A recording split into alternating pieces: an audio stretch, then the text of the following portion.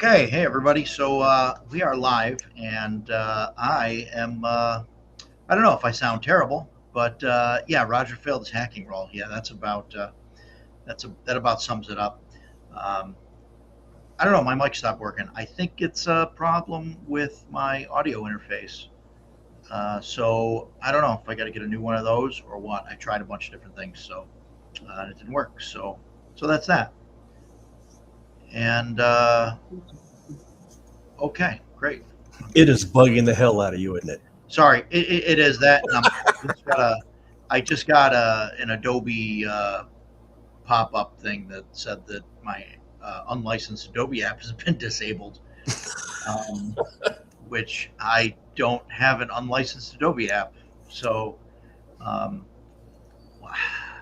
Your I'm channel's under attack. sorry. No, it just popped up a thing. I don't know if it's like uh, real thing or if it's bullshit, but I know like I've been using I've got a version of Adobe Pro Mhm. from like I don't know 2005 or something. I mean it's like Adobe 7, and I've been using that for a while. So um, maybe They it's just want you to buy the new one.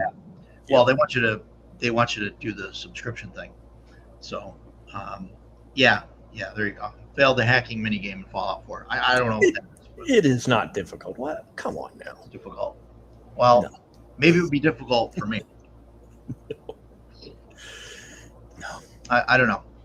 But here I am. I can't hear myself talk, so that's a little weird. So Excellent. yeah, I don't know. I can hear everybody else though fine. So it's great. It's a little weird. I don't have the microphone here to protect me. Oh, but if I do this, I can hear myself. See, that's what's weird, right? This is going through my audio interface, and I can hear that. So it's somewhere between there and the computer. It's Lord. Bugging the shit out of me. Yeah, it did. Hey, listen, you voted to be more technologically oriented, do more tech talks and all that stuff. So You're anyway, getting what you're paying for. anyway, Which is free. if I do this, I can hear myself because it's still going through the audio interface. I tried changing the cable and everything. I don't know what. Anyway, and it's not my hub. Anyway, I don't know. I'm gonna try not to talk about it anymore. But we know that's never gonna happen. If I sound bad and I need to drop and let these guys take over, let me know, please. So, yeah, no Mike today. Mike is a little bit busy this week. So he had some things going on, said he wasn't going to make it. Dan is going to jump in. He's going to be in a little while later. So Joe? the files are in the computer. Yeah, the files are in the computer. So that's great. Anyway, so if there's too much background noise or whatever, please let me know because I hate to be the guy that's streaming that has a ton of background noise and other bullshit going on. So No, we already told you the audio is fine. You sound a little hollow, but it's not a big deal. There's no echo. There's no background noise. Relax. yeah, Just no go, mic, man. no mic or mic today. That's right. that's Give where me the we're at. mics. So no mics. So yeah, wow. So it's been a busy week. This week flew by for me. I don't know why. It just things have been. It's only Tuesday. No, I mean since last stream. All right. Last stream. So yeah, so that's what I'm using now as my webcam mic. This mic doesn't. The only reason this mic is here is because it's playing into my ears, but it won't play on the stream. Don't know why. It's not. It won't pick up in anything. I tried other software. It won't pick up in other software. So it's only going through the audio interface. I don't know if I got to reinstall drivers or something for it, but it shows up in the list. So yeah, no. So it's been a busy week. This seems to have like flown by. Like I think we just did this. Like it felt like a couple days ago for me anyway. I don't know. Like I said, it's just been real busy. So I only got one thing. Actually, I didn't think I was going to have anything to show off today, and then I got a package today. Of course, a Kickstarter, because who doesn't back a ton of those, right? But this is the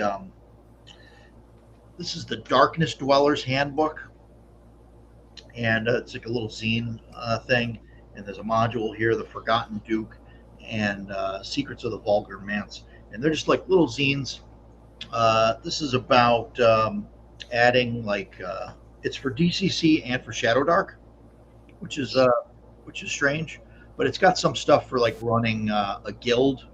There's like a specific kind of guild, like you're into like a keeper. Like an adventurers guild or a thieves guild, or Yeah, it's a little more deep than that, but yeah, it's like brokers of influence type of guild. okay. It's like a secret organization thing, and you get like an invitation for it, and it's like kind of like goes through like how to run it.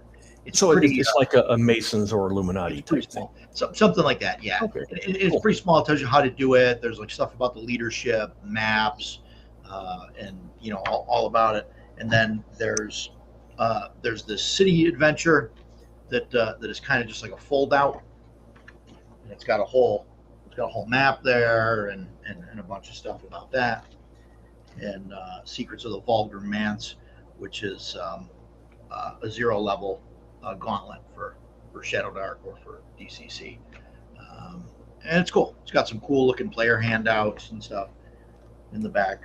Something you don't see a lot of anymore in some of these smaller adventures, but it's kind of cool. So, and it came with some luck tokens. Very nice. Are those wood laser cut CNC? Yep. Sure. Yeah, cool stuff, and some temporary tattoos Oh boy. in case everybody wants to be like initiated in. Like you can, you know what I mean. You pass them around. It's got the instructions how to apply temporary tattoos. Yeah, fun stuff. So you can actually role play out like, hey, we're all in the secret society together. That's pretty cool. I like it. So kind of neat. Yeah. So that's that showed up today. So that's all I got. Oh, it came with a bookmark, which is I believe it's Shadow Dark. I guess you can use it in any kind of OSR game, just like a character sheet thing there. And then it's got all the gear slots on the back. So kind of cool. Little bookmark there. So fun times. But that's all I got. Yeah, I tried that. I did all that. It says that it's on the default, and it says it's on the right one, and it recognizes it, but it won't. Nothing in software will recognize the microphone. Like I can't. It doesn't hear anything coming out of it for some reason. I don't know why. Like I went into Discord and went in and test the microphone there, and it shows up as being the right one. And it doesn't pick up. It's just, sorry, we can't hear you. I'm not muted and anything else. I mean, I tried all that stuff. So not that secret if you have a tattoo. Well, it's a secret tattoo. That's the thing. Andy, hey, you made it for a minute. Thanks for stopping. It's good to have you. Sorry that the few minutes that you did have to suffer through was me ranting about my microphone. Well, he'll listen later. Andy and I are collaborating on a Shadow Dark character sheet. Oh, fantastic. And it's actually been a lot of fun. I don't remember. I think he messaged me and said, hey, I'm making a Shadow Dark character sheet. Take a look. I'm pretty sure that's how it started. Take a look, tell me what you think.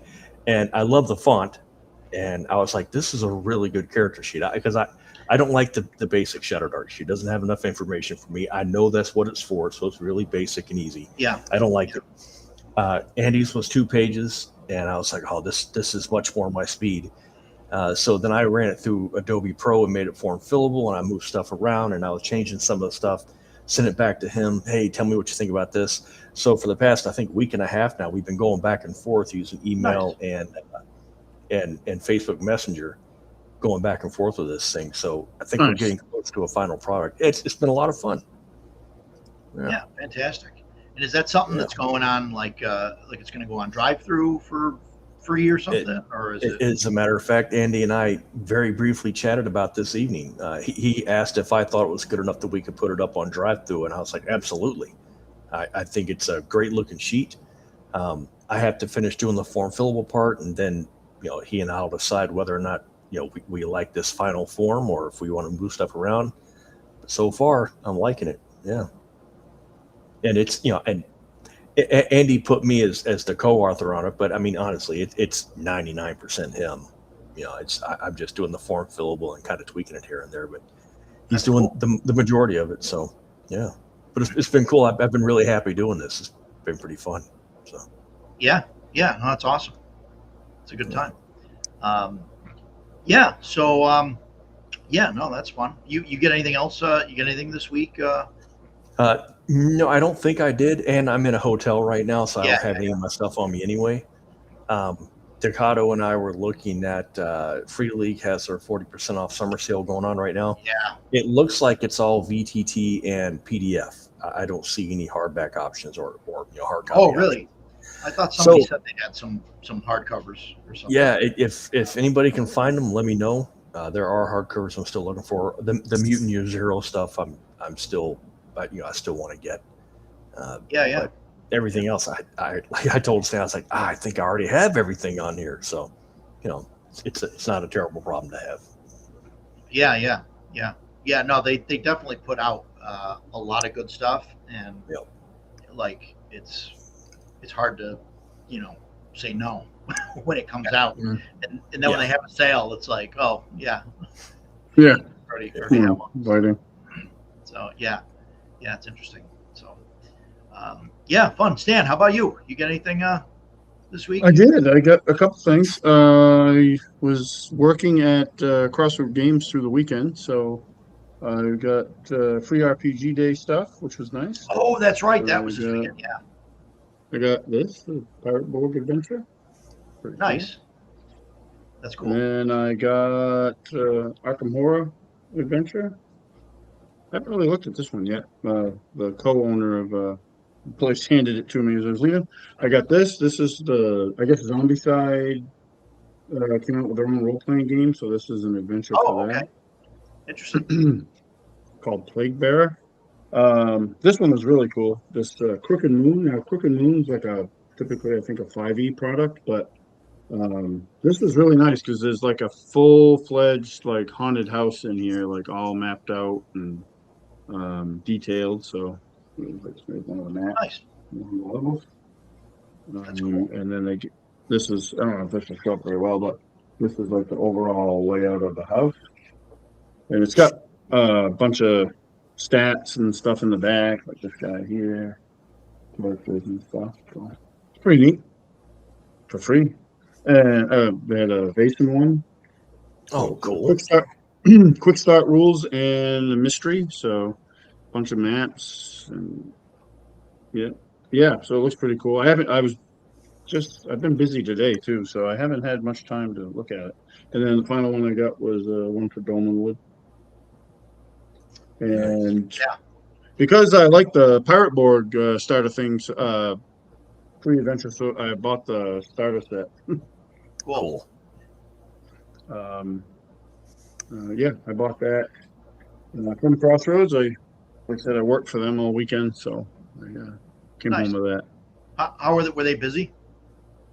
Yeah, well, so there's a con here in Maine called PortCon. It's been going on for like, I don't know, forever, I guess. I've never been to it before.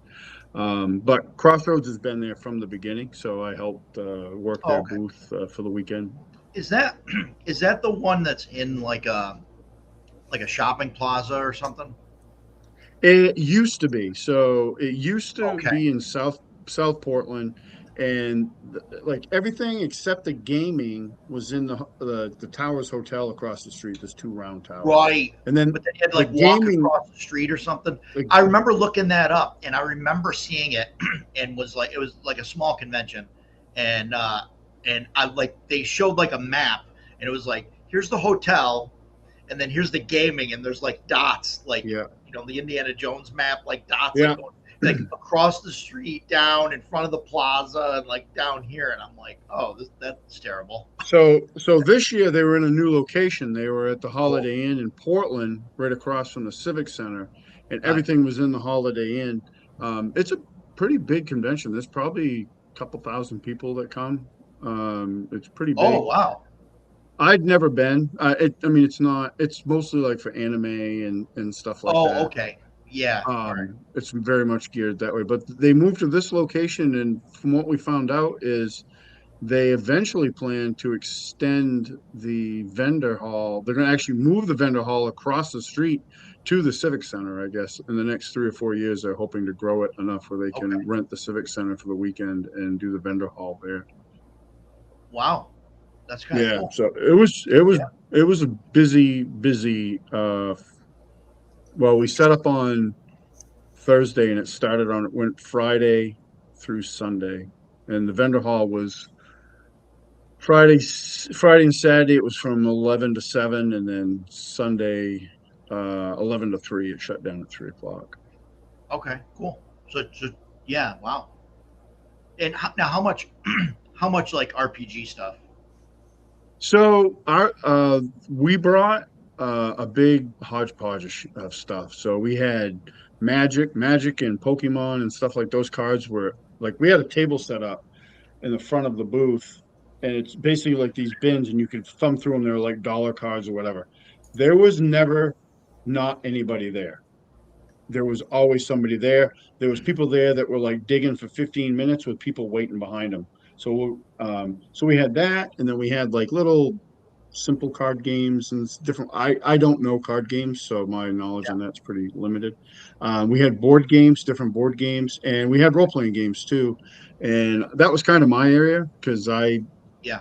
I don't know. I don't know. I don't play Magic. I don't play any of those card games. So, and I was pretty impressed actually. I don't know as if we actually sold any of the 5e core books we brought, but I did sell Old School Essentials. I sold Nice. World of Warhammer Old World Game Master Guide. I sold Shadow Dark. Actually sold a few copies of that, and so it Wow. was. And I talked to this young girl. She was looking for a D100 that was, just a 100-sided die, and I was like, "Oh, what are you using that for?" And she's like, "Oh, I'm going to run Call of Cthulhu," and I'm like, "Fucking right." Yeah. I was like, man, I kept saying to my friend Chris and Brendan who own Crossroads, I kept saying, I'm like, every time some person would come in and buy like an OSR game style game, I was always like, my faith in the hobby is just that more redeemed because it was all, for the most part, it was all Yeah. like young people doing it, younger people. Yeah. Matt's the store closest to me. Did that free RPG day. 20 people in line. 10 a.m. Wild. Way less stores did it this year than the last few years. Yeah, I don't know what it was like this year. If they just didn't get like advertised as much or pushed to the stores as much, but it seemed like there were way less stores, and because of that, the stores got more stuff, but they were also a lot more packed, from what I heard. Like I didn't try to go out. I was like, forget it. But I I'll just actually I got some miniatures too from Free RPG Day. I think they go with the Crooked Moon stuff. Cool. Or Ravenloft, maybe. Well, one of them is definitely probably from Crooked Moon. It's Todd a friggin' pumpkin with a Todd cloak. played DCC for the first time at RPG Day, so that's cool. Yeah. Nice.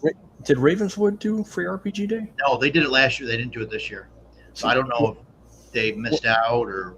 When I was working at the comic shop in Alaska, we did free RPG Day, and the first time like we went all out and there was tons of people there. I was like, oh, this is awesome. And the second year we didn't do very much. And I asked, the manager why, and he said, well, it's not free. And I was like, well, Yeah, it's not. Yeah. The store pays for all that stuff.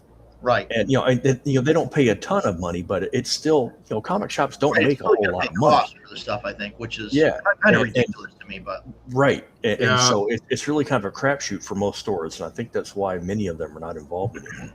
Yeah, Crossroads. I've gone to Free RPG Day at Crossroads a few times. I've played games. I've run games there. They don't do as much of that because this PortCon always seems like it always falls on Free RPG Day falls during that. So they don't have the staff to devote to like running a bunch of games and running the store at the same time. So, and with half of them being over at the con. So. Actually, one of the things we talked about was next year at the con because we didn't bring any of that free RPG stuff with us, and they had a ton of it. And So probably next year we'll bring some with us. We're gonna actually bring some less of certain things that just didn't sell that way. Sell How that many good. So how many games were played? Do you think like how like as far as gaming going on? Did you like at this convention? Like they what did you, they do have gaming. I never made it up to because we were where the vendors were. It was kind of like the I'll say the basement, but that's not really what it was. But we're in the yeah. basement. And the gaming was above us, and I never made it up to it, but I know talking to folks that like they were playing a bunch of different games up there. They had paint and tape for miniatures, and my friend Matt, who's in the comments a lot, is Rooster. He was there. Him and his whole family. They go every year and That's do like great. the cosplay stuff because they have like panels, and it's a big thing because they even like I think it was Saturday night. There's a club like a couple blocks up called Aurora, and they have a dance specifically for the folks at the con. So they all go up there Oh, cool. like in Yeah. full, and I like the cosplay stuff. Like I've watched tons of videos on how to do that stuff, and I always just found it. I find anything building fascinating. But I saw some costumes there that were freaking pretty cool. Like a dude made, and I guess he comes into the shop a lot, from World of Warcraft, like the Ice Lich King. He's all this big, heavy armored. That guy made that entire costume that he had, and it was badass. Like, and I was like, holy crap, that looks really cool. I don't Yeah. remember. I don't remember which con I was at. I think it might have been Emerald City, Seattle, and there was a girl walking around in power armor from Fallout, and it was freaking huge. And like she was walking around, and it looked heavy. It like when she was walking, I was like, wow, that's really power armor. And she took her helmet off, and she was like 5'2". So like her legs were all Great. like she was on stilts. It was absolutely amazing. She built it all herself. Man, the people that really put effort into that stuff, really incredible. Yeah, that's the one, Todd. Yeah, Athros.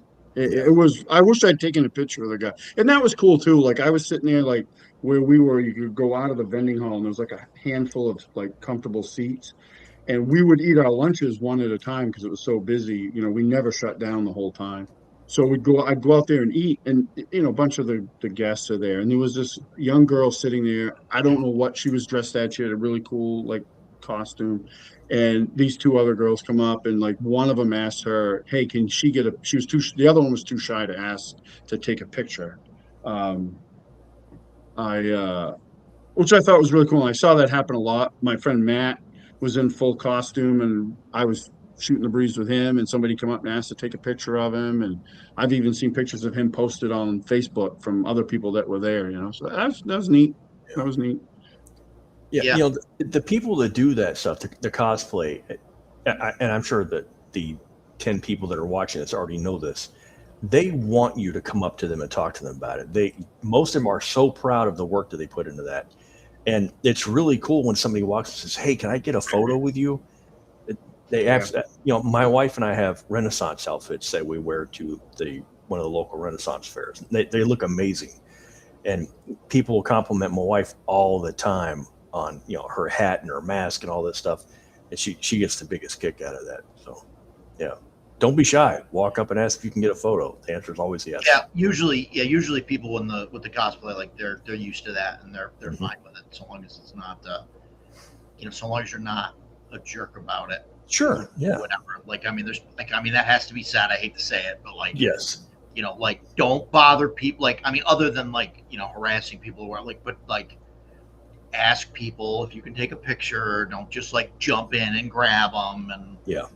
I hate that has to be said, right? Like Yeah. it's just like be Yeah, a reasonable human being. Yeah. Yeah. When you and I go to PAX, PAX Unplugged, Yeah. there's a sign right out front that says "Cosplay is not consent."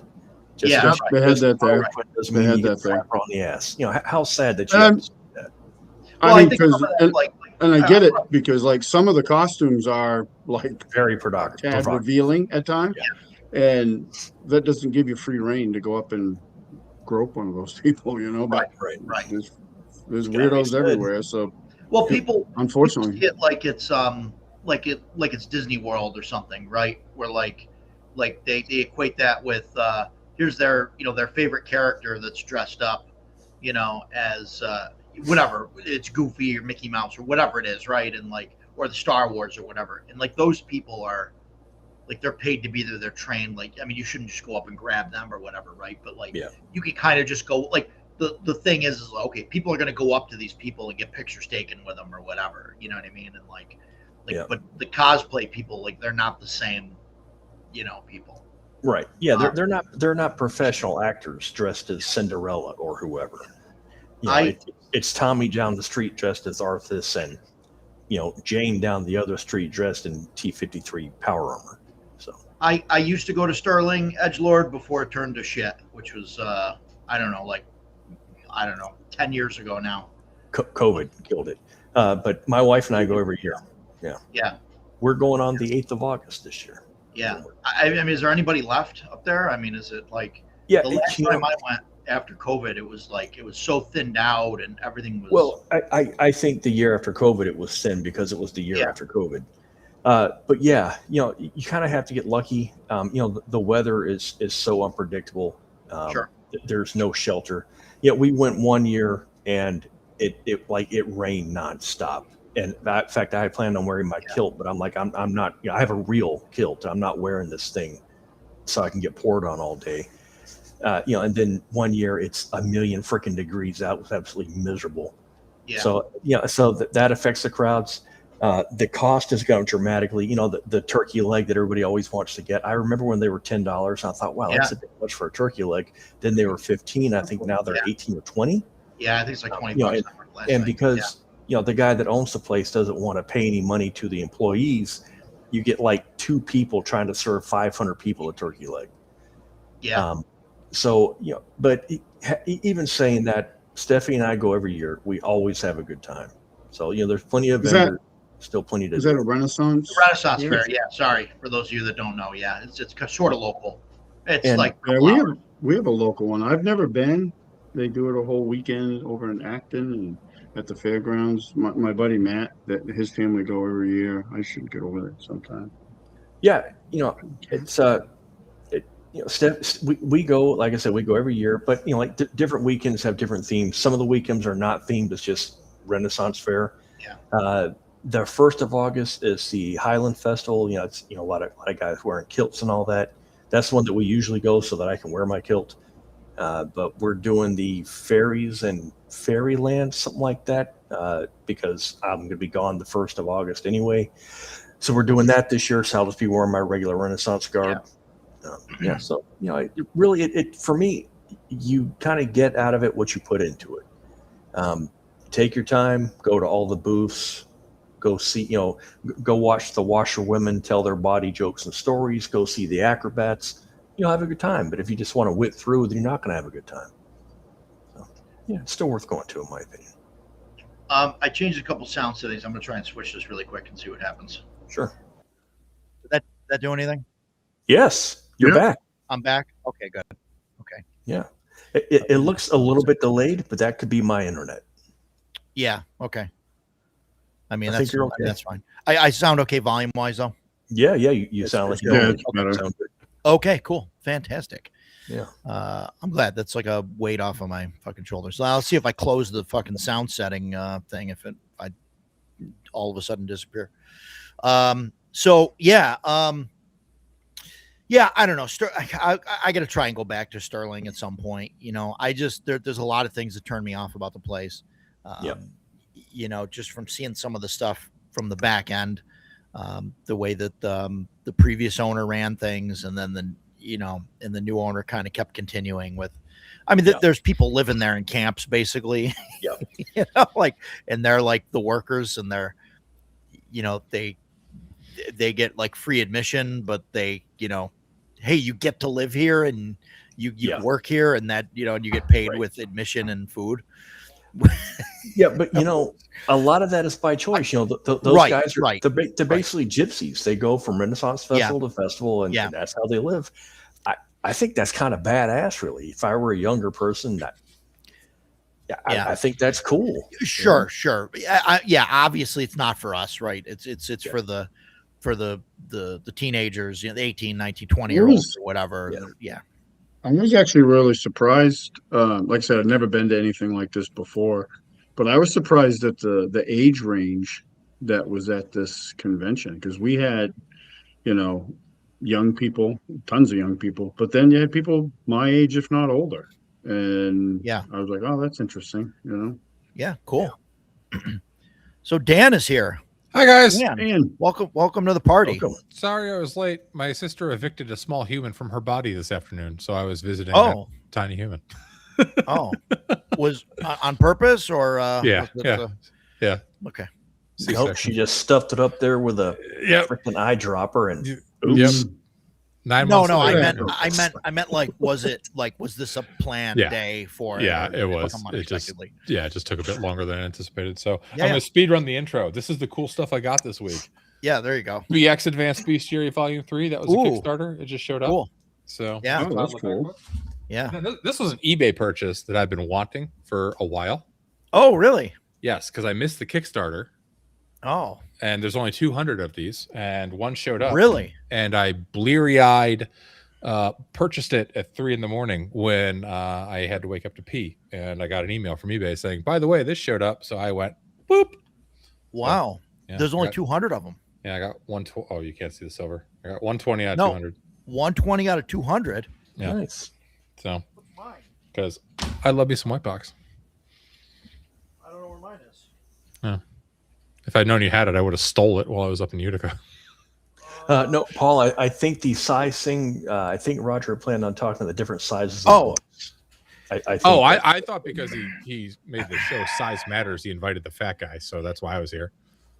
No. Yeah, Paul. Sorry. No. We started talking about conventions and stuff because there was it came up, this weekend. But no. We the size thing that I wanted to talk about was obviously book sizes. That's what I wanted to. Oh yeah, I got opinions. Gen on Con. that. Gen Con, Paul, that's a great point though, right? Like, and this goes back to like what I've said before. Like, I go to small conventions to game, I go to big conventions to shop, and I do exactly that. When I go to PAX Unplugged, and I mean, you can ask Jason. Jason's been there with me. Like, I will go through the exhibitor list, and I write down like their booth numbers and like what it is that I want from them, or like that I'm looking for, or or any of that. And it's like, okay, here's all this stuff, and this is what I want to do, and I got to grab this and talk to these people about this, and like it's so same thing. Like I figure out this is that's everything I got to do. So that's like I understand like Gen Con, man. I feel that if I ever went to Gen Con, I mean it's on my list, right? I want to go at least once, but if I ever get to Gen Con, I don't think I'd be able to do any gaming. Like I think I would spend, because I think there's so much going on in the exhibit halls, or with the exhibitors, that I would spend just all day doing that. Also, last summer Gen Con was like 85,000 people, that's why I'll never Yeah. go back. which is insane. Well, right. I'll never go. The last time I was at Gen Con, it was in Milwaukee in the 90s. I'll never go again. Right. So Todd, what was Todd looking for? He was looking for. he was looking at the BX the Advanced Bestiary Bestiary book. BX Advanced It's Bestiary on book. And Saber that's the Games and Cards. see if That's that- where. Let's see if that works. Yeah, that goes right to Todd. I don't know. So these just got shipped, so they might not be on that website yet. Yeah, they but might not that's be on the where- store yet. That's where Yeah. Todd keeps all his overstock. So, but I they're think good I books. saw it, and yeah, Twitch. Somebody told me I should start adding Twitch to the stream, and so far the only Well, that was Twitch Jeff, viewers I get and he's are a bots. fucking idiot. So don't do that. Love Jeff, you, if Jeff. you're out there, hi Jeff. So anyway, I've got some news, some stuff that I got to announce. I was waiting for Dan. Oh, thanks. Actually, not really, but Okay. I was just waiting for us to get done talking about new stuff. But a couple things. I had a wonderful conversation. This is probably actually the real reason I didn't get out to Free RPG Day. Saturday morning, I had a wonderful conversation with George and Dave from Emperor's Choice. Hmm. So mostly George. No, come on. Never would have guessed. But we had a great conversation, a long conversation. Their they're going to be sponsoring several, well, I don't know about several, a handful at least of YouTube channels. And they want to push out some new stuff. And so we're on the list. Nice. So That is no they're- surprise, but I'm still very happy to hear it. Yeah, they're gonna send us some stuff that we're gonna give away. We're working on that stuff. I'm trying to get them to limit some of the stuff that they send out. But no, they're great guys. They want to send out a bunch of stuff, and trying to work with them on that as far as like a schedule and when things are getting released and when we should do all that. But so they're gonna sponsor the channel and sponsor the show and stuff, and so that'll be cool. So everybody should go and shop Emperor's Choice, which is just empcho.com,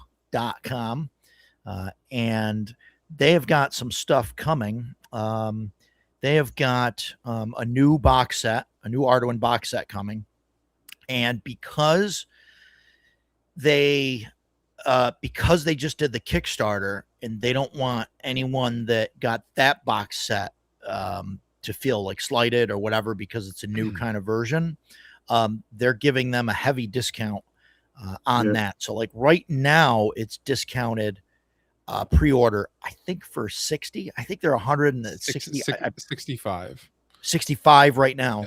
Yep. And I don't know if they've 100. I don't know if they've released the price yet publicly for what the Kickstarter backers are going to get, but sometime in July they're going to do they're gonna release that. 65. It'll be less than 65, a lot less than 60, like a surprising number less 65. Right. And that's going to go out to all, I believe, all the Kickstarter backers from the Portal to Adventure. I don't know if they're limiting that to the list of people that just bought the full box set or what, but yeah, of course, Paul. Why wouldn't I? Well, I don't. Sure. So yeah, so there's that. So we're doing that. The other thing is game day. That's up. I scheduled a game day for CNY. I know I kind of mentioned that a couple times already, but that is in full swing, and that's going to be December 12th, and that's just going to be one day of gaming. No vendors or any of that. Just a game day. Come out, schedule some games, play some games, and Dan and I have kind of been working on some stuff. So it's kind of twofold, but with the convention, I've been trying to figure out what I want to do as far as like helping a cause or something like that, right? With the convention. And I think my whole thing that I want to do is get people into gaming, right? And a lot of that for me is there's a lot of people out there, and nobody here really, but there's a lot of people out there that seem to think that you need a lot of money for this hobby. Like I like people have told me that like more than a few times, to the point where it's bugged me, where people say, oh, I can't afford to play tabletop RPGs, which is just crazy. And, when you ask them why, the general answer is, well, because you got to buy, like eight books. Because you got to buy the 3 core books for the Dungeon Master. And then you got to buy a player's handbook for each of your players. And they're all $60 a piece. And so that's $500 of books, and then you got to buy dice, and you got to buy, all this stuff. So it's kind of, and then like, look, I go back and forth, like the Critical Role thing, right? Like I get they brought a lot of people into the hobby, but people look at that and think like, oh, like this is how you play Dungeons and Dragons. Right. That's the hobby. Mm-hmm. Right. With a expensive lighting setup, miniatures, all the terrain and like everything else. And so when you see that, and that's what you start with, like people don't seem to think like, oh, it's possible to do this just theater of the mind or with, pennies or whatever. Like they think, oh, you got to do all that. So so Dan and I were talking kind of on a side from that of doing a game day thing and doing like a giveaway, having a game. So Dan's going to run a game. He's going to run White Box, and it's going to be basically for new players only. So anybody that's new to the game, and we're putting together like a package to give to all those people. And I think going forward, I kind of want to do that continually with the convention. And I don't know how we're going to set that up yet, but I think I really want to get new people into gaming. And so I want to put together things like, yeah, Dan was showing the one copy of White Box. I'm kind of partial to this art. I don't know. I just kind of like it, but it's the same book. I like right? the dude standing against the dragon, because that's Giga Chad energy right there. Yeah. And so like these books are cheap enough, right? You can get them for $5 a piece, right? And I think putting together a little bag with one of those books, yeah, same thing. Basic Fantasy, that's definitely on the list to do that, right? Yep. You know, and you could do a different one every year too. You're right. And I think every year, whatever. And I'm going to see if I can get people to donate to it, but I want to put together a little bag that's basically, hey, here's the book, here's a set of dice, here's a couple of modules, here's some character sheets, here's some tokens. And then there's a package, and anybody that's never played before or never ran before, hey, here's a game that's just for you, and here's a bag. Go and, you know, spread the joy of, you know, RPGing or whatever out there. You know, and maybe eventually we start doing stuff for like schools and, you know, and all of that stuff. I don't know. I mean, I'm getting too ahead of myself now, but that's but that's kind of where I want to go. Person table first, but yeah. Well, yeah, right. Let's fill that up. But like, I mean, after doing the thing for the kids and like showing them stuff and giving them like away, you know, some things when I ran that class, like that was fun. And then, you know, you mentioned doing this, and I think that's fantastic. And I'd love to do that year over year, and then do it even, you know, in between, you know? So, yeah. And like, and people don't realize that, I think that, you know, that you don't have to spend a lot of money, you know, doing it. So, that's because people see 5e and they see the $100+ of investment, and they're like, no, nope. Right. And we definitely want to show people that they can have a good time without spending, you know, $500. Right. And as much as I'm happy to crap all over 5e, it's also people like us that cause that problem. You know, every week, what do we start the show with? Look what I just got. Sure. You know, yeah. And no, absolutely. And I agree. And I have sometimes no you problem get signs like this. So, yeah. Edgelord, I don't think that's a good idea. Edgelord is right. But yeah, no, I think it's a great idea, Roger. I get it, right? Like, but Mark, the difference, right, is that like I'm in that position, right, where I can do that. Like if I want to spend a ton of money on terrain, like I can do that, right? Whereas with most people that are playing or that are new to the game, that see it being played or hear us like talking about it or watch Critical Role and like see that going on, like they instantly think, oh, hey, I got to get that stuff, and they go to like Barnes and Noble or whatever, right, or their local game store, and they're like, oh, here's the 3 core books that it's $180, and we need a bunch of players handbooks, and we need dice, and you know, all of that, and they start to see all of that go up, and like there's not a lot of options out there, I think, or the people aren't like pushing, you know, like this stuff, the cheap stuff. Like I get it, it's hard for like some of the stores and all of that, you know, and Stan, I know you work at, you know, some of the stores, and Jason, I know you worked at that comic shop. But like, I don't know if, you know, like those stores, like if a kid goes in there and is like, oh, I really want to spend $500 worth of stuff, I'm going to come back after I, you know, mow some lawns, you know, like whatever. I don't know. Is a store really going to tell them, hey, why don't you buy this $5 you know, thing instead? No, like, they're going to put the marketing product with the add-on. I will speak to that only because I have some firsthand knowledge. I'm only speaking for the store that I'm involved in, which is Crossroad Games.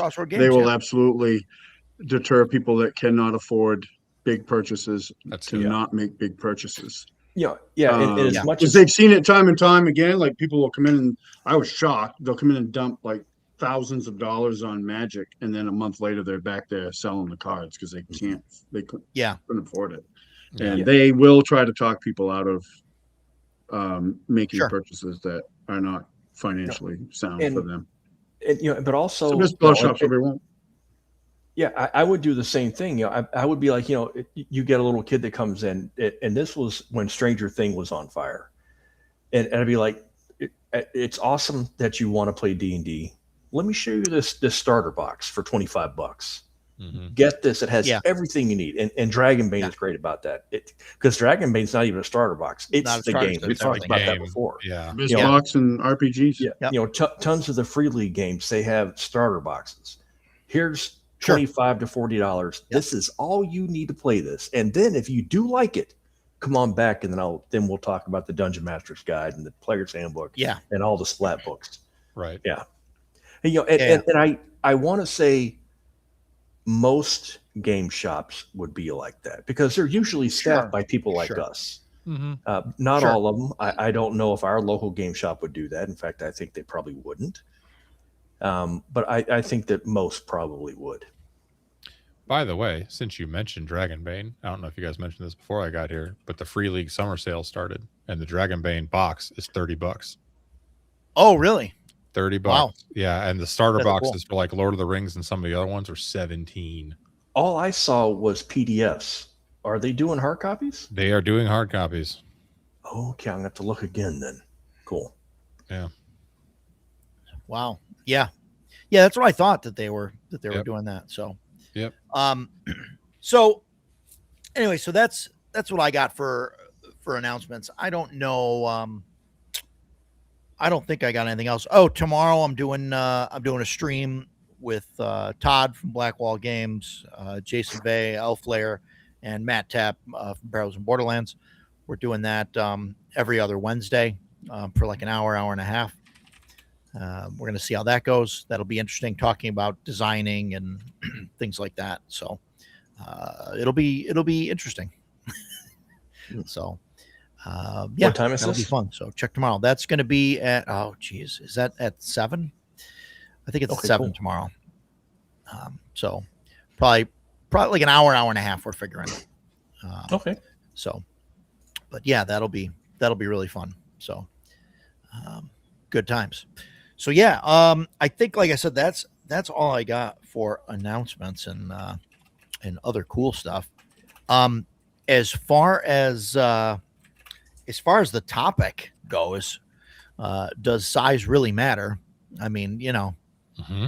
Dan messaged me as soon as it went up, and Sure said, did. should I say it out loud, or I mean, Go for it. Is that okay, or go for it? I have no shame. Dan messaged me as soon as he saw the thing go up, and said, I said, shall "My be there wife-" and bring the dick jokes. Yeah, right. So what do I mean? So obviously I said it in the description. I mean physical, like book size, right? Right. Like that's my major thing. Mhm. And it was interesting because usually, I don't know. I started thinking about this because I'm always staring at my shelf when I'm running games. The shelves that are behind me, I'm on the other side of the table when I run. So, so I always look at my books and stuff, and I can see that all the stuff there. So, it's interesting to think like somewhere I'm trying to find a happy medium. For books, he says, yeah. Like I'm trying to find the smallest game possible that will do everything that I want it to do. Right? Does that make sense? Mhm. Yeah. Yeah. So like I definitely want, like I don't want to run something like I considered running Axe, right? Adventure Conquer King system. I think it's a great game, but I think that it's too rules heavy for what my group would do. Like there's too much there, and I think it would, people would get lost. So For some of the players, yes. Well, for some of the players, not you. I mean, obviously, you know what I mean. You Yeah. know, obviously, I mean, there's some people. Obviously, you're more inclined to take it and run with it, and and go with it.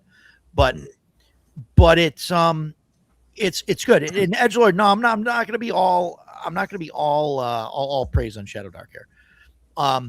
But so like, so like that's the thing. So like Axe is like too big, right?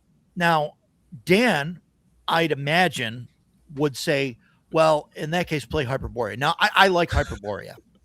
Now, I do. For like brand Hyperborea. new? It's on the list, Or yeah. right? Or like convention games, or like what's the Well, I'm talking about concept for my home game. just for your but home game? We could for like a campaign, a campaign game. Yeah. Well, we'll talk about just keep the them one here so shots I can and stuff later. be the true Hyperhorian Yeah. I am.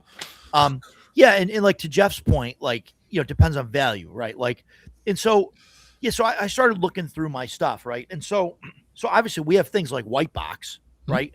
And I mean, I think this is great. I think you can run this a little while for a campaign. Oh yeah. But I think, like, I mean, I could run this forever for a campaign, but there's yeah. some players. Especially if you got the big boy version. Well, right. Yeah, but that's a different animal now. It's a bigger book. Yeah. It's a bigger book. There's more rules. There's more stuff to it, right? I mean, it's like you're comparing like to OSE or whatever. You've got, you got more and more things. So like this is fine, I think. And I can get a long time out of this, but there's a lot of things that aren't in here that I think a lot of players will get, that'll get, there's not enough there. There's not enough meat on the bone right there for them. So you have to find something bigger. And so, like, I mean, I've been, obviously I've been running Shadow Dark, right? Here comes the Shadow Dark praise, right? And, but like my thing with Shadow Dark, I like the size. I think it's great. I think that it's fine for short campaigns to medium length campaigns. I don't know where this is going to end up in a year, right? And I think the only way that Shadow Dark lasts a year is because it's no longer this book. It's not this size. Like, I like Shadow Dark because it's this physical size book, and it's great. You can carry it around. The rules are simple, right? It's compared to this. Maybe has a little bit more on it. There's more on the random tables and things like that in here. But the difference is like running this as a campaign that I'm figuring out now, you need a lot of extra stuff that it's really, wasn't originally designed to do, which is why this is the Western Reaches Kickstarter stuff. But that adds 2 books that are this size, right? Because they're both 300 pages a piece, right? And this is 320, 325, right? So now you need triple this plus all the zines that are out, right? In order to run like a longer game. So, I mean, all that was kind of interesting to me, trying to figure that out. So that's what I meant by, for size. Savage says that Castles and Crusades has been go-to fantasy system for 5 years. I ran CNC for a couple of years. I think CNC suffers from the same issue that all D20 games suffer from, and that's once you get to somewhere around 10th level, the D20 system falls apart. Like, that's just, but that's why Kelsey caps Shadow Dark at 10. That's why Dan, hold it up. That's why Hyperborea caps at 12, because they knew. And technically, Castles and Crusades caps it. Is it 12? It originally It's 12. capped at 12, and 13 to 24 was in the Castle Keeper's Guide, and then in later printings they moved it, so now you can go to 24, and it just, but it's still the siege engine doesn't work. It's still not like it's like it goes to 12 and then like 13 to 24 on like the next page or whatever, you know what I mean? Yes. So it's like a subsection for each class. But I think that the problem with the siege engine is the same problem that you have with the D20, the D20 system. Once you start adding numbers that are over half the die, like it doesn't, you know what I mean? These things start to fall apart. Like it's just an issue with, with that. By the way, I'm going to throw out a PSA real quick since you said Castles and Crusades 20 times. Castles and Crusades Foundry is now going to actually be maintained and updated by me. So that's official. Congratulations, Dan. Thanks. I'm not getting paid. But it'll be maintained. So. Fantastic. Hey, Mike. Hey, Mike. Thanks for coming. But I mean, I think so. Size of the game wise, in my opinion, one of the ones that is the most rules complete yet remains a reasonable size is Swords and Wizardry Complete Revised. I thought you were going to say Hyperborea. I figured I'd mixed up a little bit for once. Hyperborea is 600 pages between the two books. Swords and Wizardry Complete Revised in the one book is $140, and that's the complete game. 140 pages. Yeah, and then you have and it's a letter sized book, right? So it's like the old AD&D. Is that it? Complete Revised? That's all it is. Yeah, there's two other books. Not less than that. There's the Book of Options and. Yeah, I got it right here. Yeah, so this is the Complete Revised book here. Yep. And yeah, 144. Okay. Yeah, but so I mean, there's the Book of Foes, which has a ton more monsters, which obviously I would recommend. But there are monsters and stat blocks in the base book, so but you don't need it. I don't consider like I don't think you need all those monsters. I don't think you do. I mean, that's like those are pages that are added to a book. Like it's fine, but I don't think you need them. You know what I mean? You can. Yeah, there's a ton of awesome classes in here, and it's more than just your standard fighter, thief, cleric, magic user. There's like monks and that sort of stuff, and there's like 10 more or whatever in the Book of Options. So, and there's a lot of cool ones. Sure. So but like one book is a complete game that. Yeah. And it's very easy to read and parse because the layout's awesome. And yeah, this is a book. I would love it if they would make like an A5 version. Really? I like that it's letter. I like just because it would be twice as thick, which I'm okay with because it's kind of thin. Yeah, but that's true. But I think the layout would be a lot harder in A5. But yes, I agree. I agree. It would. Yeah. That would be difficult, I think, to make it as parsable as it is, especially with some of the bigger tables. But yeah, fantastically complete game. You can get all three for like 120, but you can get one for like 40, I think, or 45, something like that. Yeah, I'm not sure what it. And and the PDF is like $10 on drive-through. So yeah, like another big game that like came to mind, right? Was this here? And I agree, Mark. Now, I like this. I like DCC, but I don't think that it's great for a campaign game. I mean, I like it for one shots and things like that because mostly because of the magic system and all that, it can get crazy, and I think some of that's cool. But like the book, there's a lot of stuff in here. Yeah.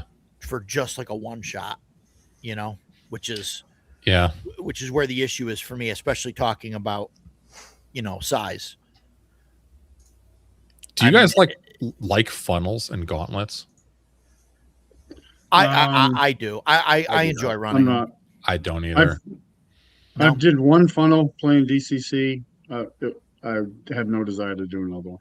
Yeah. I enjoy running them because you get to waste a lot of characters as the DM. That part's fun, but playing in them, I was like disinterested 20 minutes in. And that was me. I think I've done 2 funnels with Roger. And the first time was my first time playing with Roger. It was my first time doing DCC. I didn't know anything about it. So I made 4 characters, and I made 4 characters. And at the end of it, I was like, wow, I wasted a lot of time. I basically wasted 75% of my time making 3 characters that were doomed from the start. So the next time we did it, I just rolled 3d6 down the line, didn't give a crap about anything, and I named the characters 1, 2, 3, 4, because that's what the funnels make me feel like. This is completely pointless. As a matter of fact, they died. And, again, this was early on into Rogers and my friendship. He's got a little rubber stamp thing that says dead or killed or something like that. He went to stamp it, and I was like, what are you doing?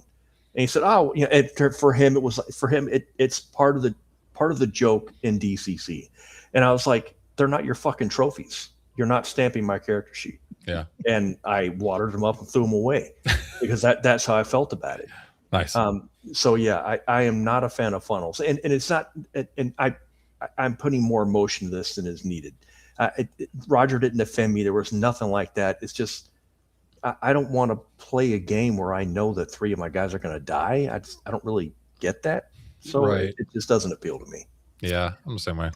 I mean, I enjoy I enjoy playing them and running them. Obviously, I run them more than I play them, but I just like I feel the same way about them as I do for like a convention game, you know, and Yes. where it's like the characters are going to get thrown away. Now, I mean, I know you. Right. I mean, I keep characters right from convention to convention, and I'll pull out the same character, but that doesn't bother me. Like I know that you do that, and it's more of a thing, like you want to see your characters go Right. through, and do stuff.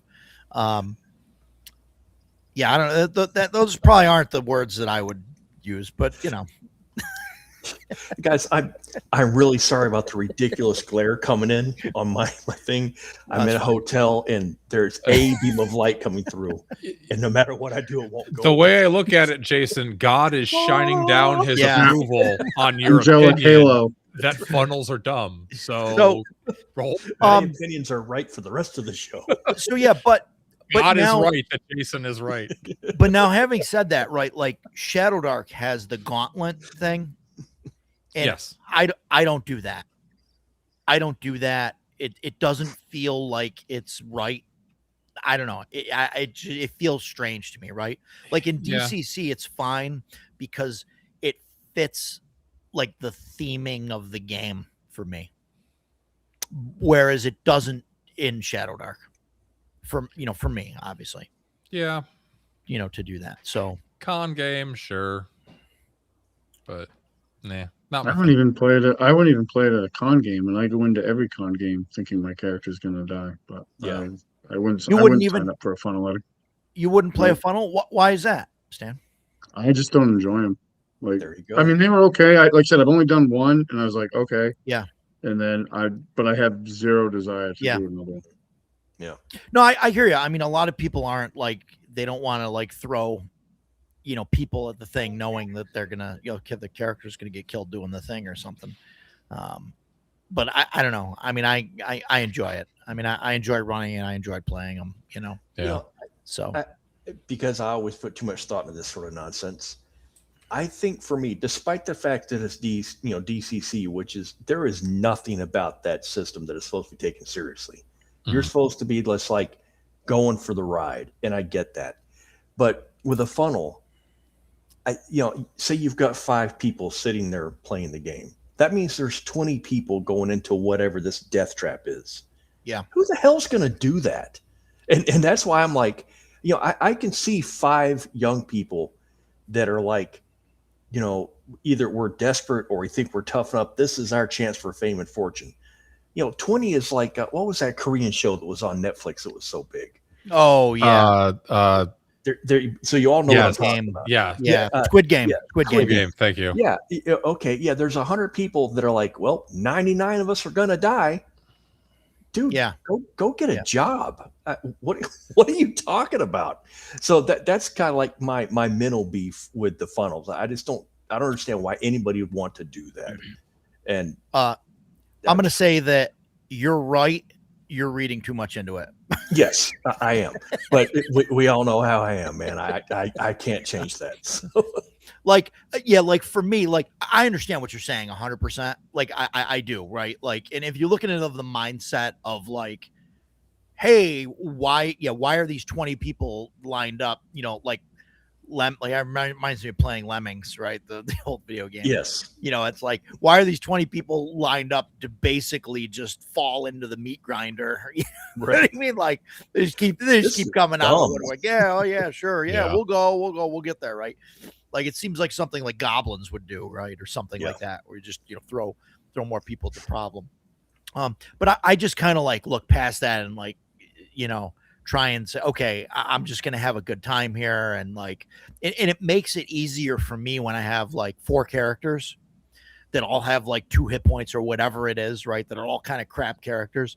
It makes it really, really easy for me to say, hey, yeah, there's a suspicious looking statue. Like, yeah, I'm going to go climb on top of it. Or, oh, that's a door. Yeah. Oh, I'll kick that door open. Or, oh, what's that thing that's snarling in the corner? Yeah, I'll go pet it. Like, and for me, like that's, and I mean, I'll do that in con games anyway. But like, if I have 4 characters to do that with, like, it makes it easier for me to do that because I'm like, oh, well, certainly true. Yeah. George is going to go and try and jump this pit trap and, whatever. And it's like, George plummeted to his death. Well, Fred's going to do it now, or whatever. That first funnel we did was for Un-America. And, Doc was my surviving character, and I ended up playing him the entire campaign. And he's one of my all-time favorite characters. I love playing that dude. I had a great time with him. Yeah. Yeah. So, but I still don't like funnels, but I do understand what you're saying. I agree that having, knowing I'm sitting down at the table, I've got 4 characters. If 3 of them die, I'm still sitting at the table playing. So that is good. Yeah. No, there's definitely a specific mindset to the, to a funnel, which is why I think it works in DCC and not in Shadow Dark. Yeah. Like I wouldn't do the gauntlet rules in Shadow Dark because it just seems, I don't know, it seems like too ridiculous. Like I feel the same way you feel about it, Yeah. It's like, it's because it is. There you go. Yeah. That was one of the things that kind of put me off a little bit about Shadow Dark. I don't know how my players seemed all right with it, but like when I ran Shadow Dark, I mean, it was a friggin' meat grinder. Like, we had I think we had 6 sessions with 6 character deaths, and one of my players owned 5 of those. Like every session, his character was just getting murked, like every session. And I was just kind of like, and I kind of went into it like the idea maybe this will become like a more long-term thing. So I'm like, you're not building a foundation to a game there. I mean, we had one character that was like, ended up being the OG, like he was the original character played. Everybody else, with the exception of my son, who came in late, went through characters, and it's just like, When we first started playing Shadow Dark, our group had a very similar experience, and I almost to the last. I was seeing the same thing that happened in Basic Fantasy and CNC. The players were doing the dumbest nonsense possible, and then surprised when they got killed. What do you mean I'm dead? What do you, dude? You just walked into a room with 5 monsters by yourself. What did you think was going to happen? And and we've talked about this ad nauseum. Everybody's got the 5e superhero character syndrome. And then when they play a slimmed down version where your character is not superheroes, they're like, oh, I'm a little more fragile. I don't think we've had any characters die. We've become much more cautious. At least I don't think so. I mean, we've had some people get knocked down. We've had people dying, but the graveyard full of PCs has not had a contribution in quite a while. So. Yeah, and I think that's something to be said about Shadow Dark too, where you're not just like dead. Like Basic Fantasy, you hit 0, you're dead, right? At least like in Shadow Dark, there's a chance that, like, it doesn't matter. One, like if you go to -20 or whatever, like, you're at 0 and you have so many rounds. 1d4 rounds. Yeah. So that there's something to be said there, to help with. The dying thing. So, but yeah, so, back to the topic here, like size wise, like I really don't think there's a huge difference between like these two, right? Like content wise, like, there's more random tables and stuff in here, but as far as like a game, like I think there's the same amount of game in both of these books. I would say the same thing for Basic Fantasy too. Talking about the core stuff. I understand that in Shadow Dark that we're using extra stuff, right? But like all that aside, there's 4 character classes in here. right? And it's 1 through 10, and I think it's very similar to this. And this is a lot smaller of a book. Yeah, what do you guys think? I know that Mike feels totally the opposite of my opinion on this, because we've talked about, the similar subject a few times. I even said it Sunday while we were sitting there going through the books. I looked up at you and I said, I really like the layout of this book. And I'm not shilling for Shadow Dark. I've talked to Roger about, I think that we should leave Shadow Dark. I don't think it's got enough on the bone. In fact, now I'm going to shill for Chubby because it's that time of the week again. If we were not using Chubby's Player's Companion, I would not be having fun playing Shadow Dark. Yeah. And I was all for playing in the beginning. I think it's a good system. I'm glad we've checked it out. But if it weren't for his Player's Companion, I'd be done. But we are, and I'm still having fun with it. But I've got the book open, and I like the thickness of the paper. I like the size of the font. I'm Absolutely. I'm 54. My eyesight's starting to fade, as much as I hate to say it. I don't like wearing my glasses when I'm looking at my stuff. I can open that book up, set it on the table. One, it takes up half as much room as a normal size book, and it's easy for me to read. And I really like that. I think it's a bang up, format. I really like it. Mike does not. He said that a few times. He does not like that format at all. If you made the book bigger, it'd be this thin. He's not wrong. If you shrank the font down a little bit, I like it. So. Oh, agile. Medical leave from work to severe re-injury, chemical damage. So you folks are all I have for entertainment this week. Well, we'll try and entertain. We love you, buddy. I am more than willing to act like a complete and total jackass on the internet to entertain you. I don't think I said that Mike is wrong. I think I said I disagree with his opinion. So I mean, and I get what you're saying, right, Jason, about Shadow Dark and stuff, but like the layout and font and all, like, aside, like this, I think a part of it, like this, a lot of this book could be a lot closer to this size. I was actually just thinking that I would love to take all the text from Shadow Dark, copy and paste it into Notepad, and then do the same thing with Whitebox FMag and see which one's longer. Put it down. Yeah, right. I'll bet you they're pretty close. Some of it's interesting. And like Jason mentioned, the paper, right? Like these two books, like this is like 140 pages and this is like 320 pages. Yeah. So, and this in the Shadow Dark book is like 4 times the size of this. But it's because the pages are like twice as thick. I'm going to figure this out right now. And I am not, that's, oh my God, dude. You guys, this happened backstage. I think I was making fun of them when we started the show. I think maybe 2 months ago, Mike and Roger were talking about paperweight. And I don't mean like a rock on a piece of paper. I mean how much paper you get in a bundle and the thickness. And I was like, this is the most boring conversation. It's called a ream. This is the most boring conversation I have ever heard. I do not care about paper quality. But Kelsey and Shadow Dark, the Arcane Library, those guys have put together a book that feels good in my hands. I like it. Yeah. So what you're saying is that paperweight matters. I'm not saying that. Stop. No. Paperweight absolutely matters. I'm a paperweight snob. Me too. I am too. Yeah. 80 weight I am coated. Paper snob. The way to go. Yeah. I'm definitely a paper snob. My printer is mostly for work. I print out my my Shadow Dark, all of my characters. I print them out on my computer or my printer that I bought for work. And I buy the cheapest paper because it's for work and nobody cares about that stuff. I care. So yes, when I walk into Roger's place and I put my character down and like it floats because that paper is almost non-existent. Like Roger's like, eh. Yeah, and I give him a look like, 20 pound.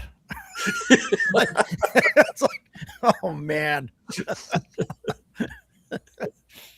And I know that Edgelord is just giving us a hard time, but no, again, I'm saying that is not what I'm saying. I'm saying Chubby's Player's Companion is awesome and Shadow Dark is okay.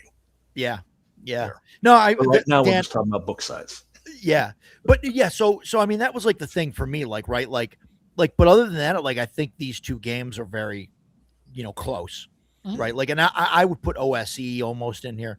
Maybe not OSE Advanced, right? The OSE, which I know that's like a moot point at this point, but like OSE Advanced, I think has more of a game to it, and I'd be interesting to see when the new version comes out if the book is bigger than this.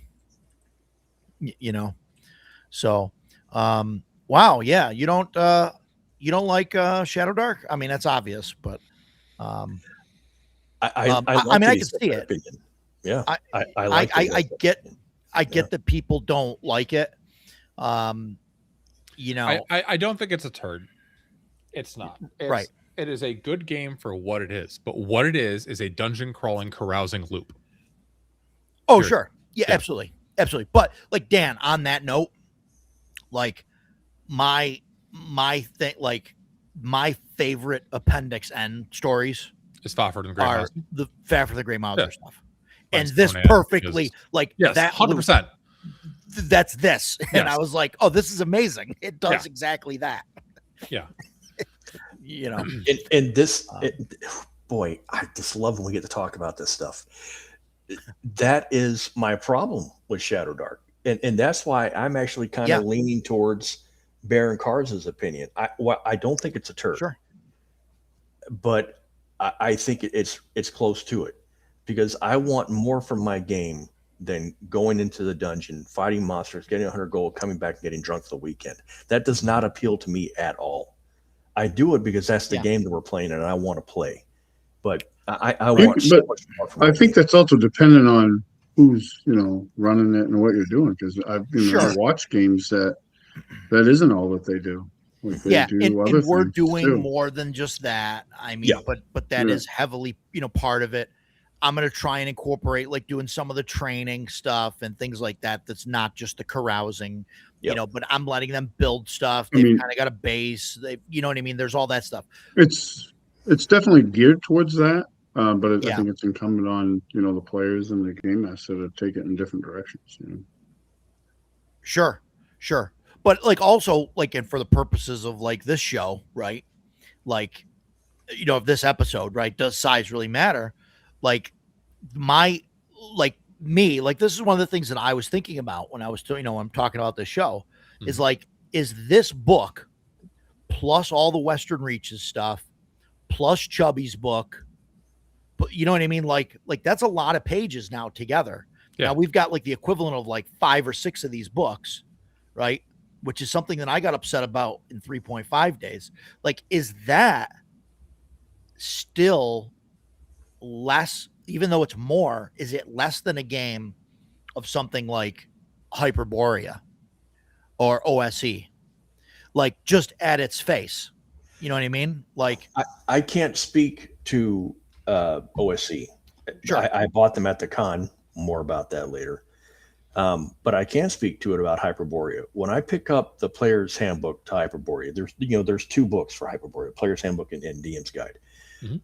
When I pick up the Player's Handbook, I feel like this is a complete system that is fully fleshed out, fully grown, 100%. And I don't see that we could ever get bored with it. It leaves you wanting for nothing. Yes, it is so freaking good.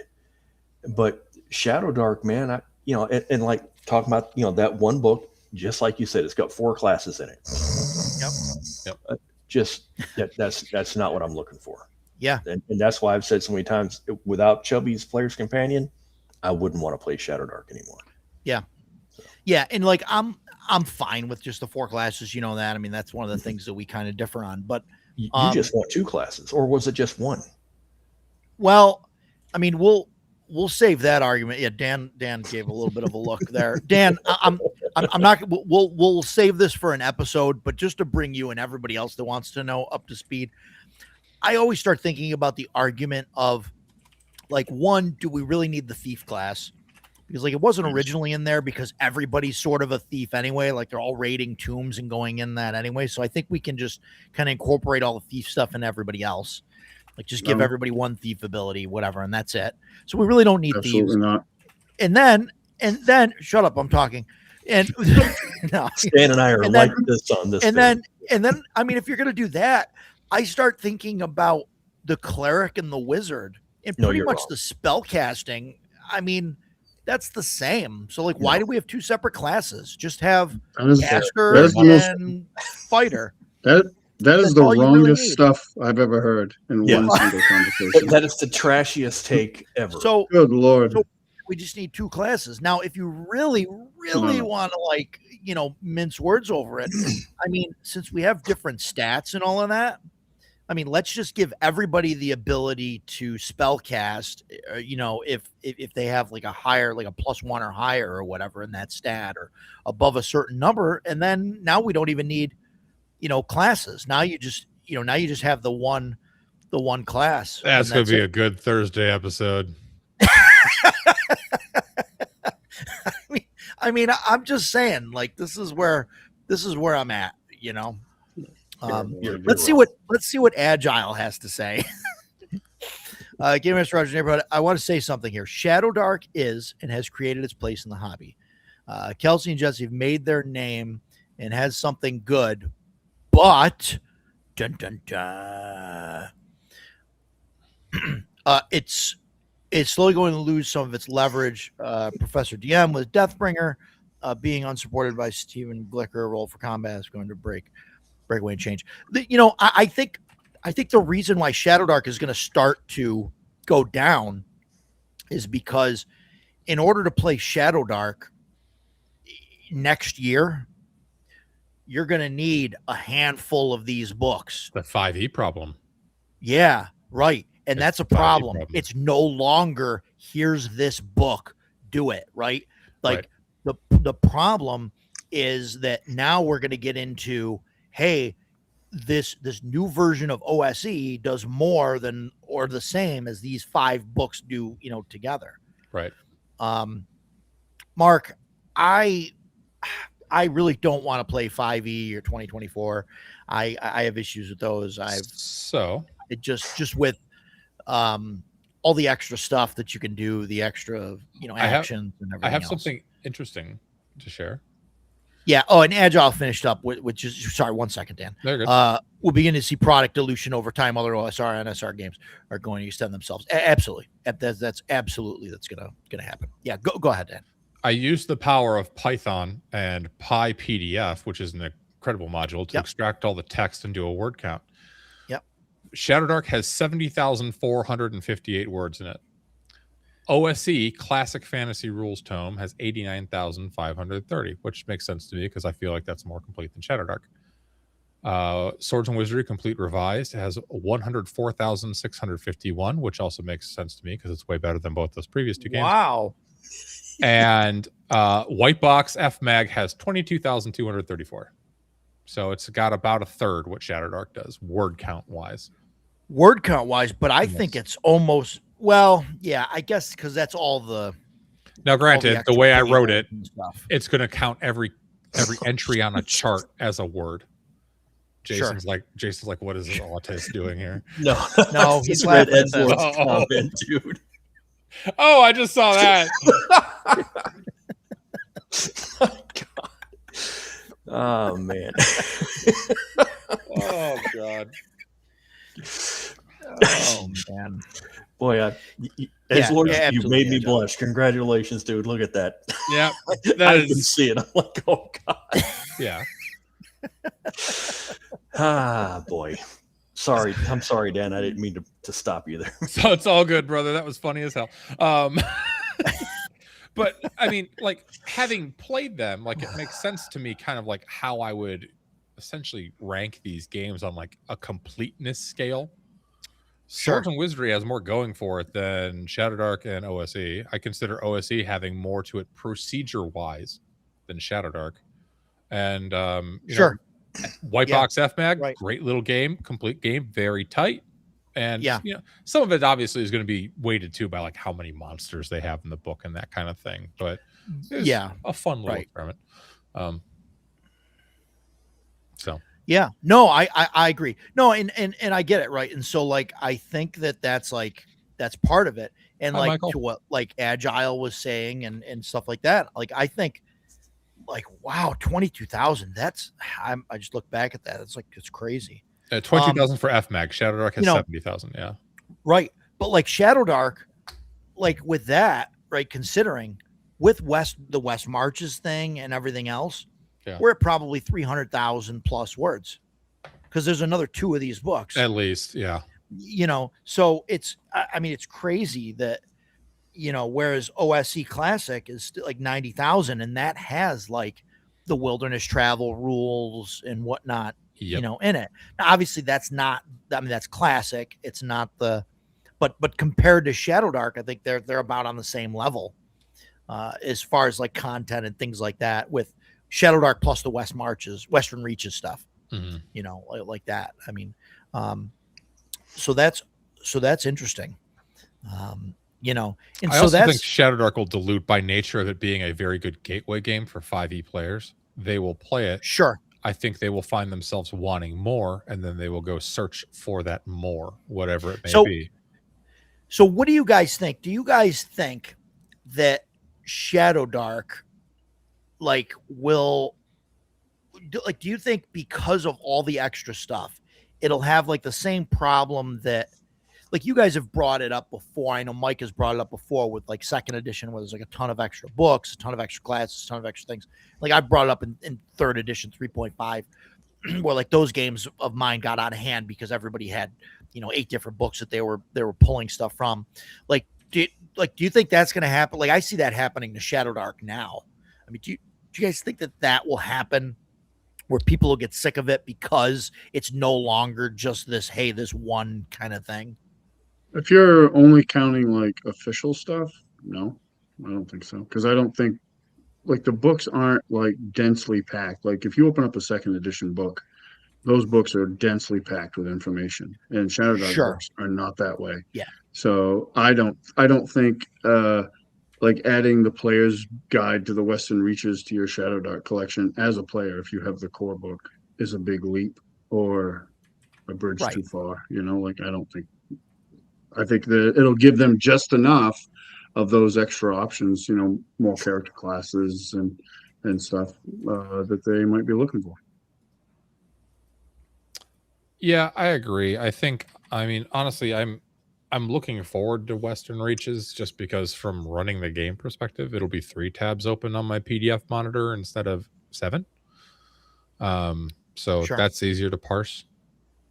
But like what Dan's saying, I think it's actually a boon because now all I need is 1 extra book and I have all of the classes that are in 6 different scrolls. I don't have to sift through all those. I can just bring 1 extra book that's going to be roughly the same size as the core book, which is not big, and good to go. Yeah. No, I mostly agree with that.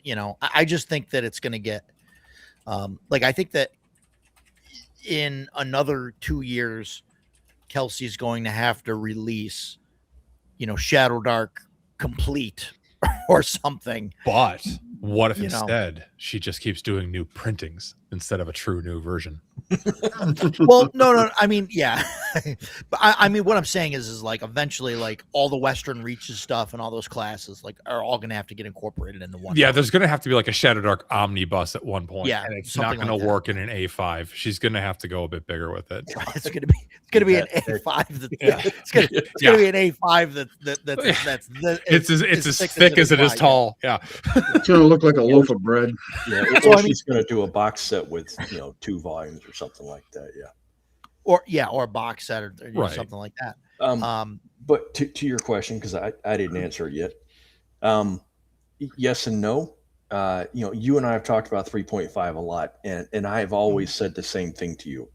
I understand the concern. I get, you get a mountain of splat books. Everybody wants to play some oddball race and some weird, half-baked class. All you have to do is say no. Yeah. Right. Because 3.5 is another one of those systems where if you've got the player's handbook, this is a fully developed system with 8 races and 10 classes. You can play Dungeons and Dragons with just a player's handbook, and there's plenty of meat on that bone. So I think I think Kelsey widening the gaze of Shadow Dark is a good thing. And I again, I'm only talking about myself because those 4 classes go boring for me. I agree. And I've said, like I don't like playing a cleric, and Sunday's game was the epitome of why I don't want to play a spellcaster in that system. So you're leaving me with Thief and Fighter. I've got 2 classes I can choose from. And well, now you're just getting back to Roger's system that he was theorizing 10 minutes ago. Yeah, which awful. Which I think should be the title of it. No, I agree with you. When you play Shadow Dark, especially low level, and you're a caster and you lose that first spell, like on your first attempt, it sucks. So when I sit down and my dice start pissing me off, I start tracking my rolls. Sunday night, I rolled 33 times. 23 of those rolls were 10 or less. I rolled 4 ones, 120, and the highest other than that 120 I rolled the entire night was a 15. Yeah.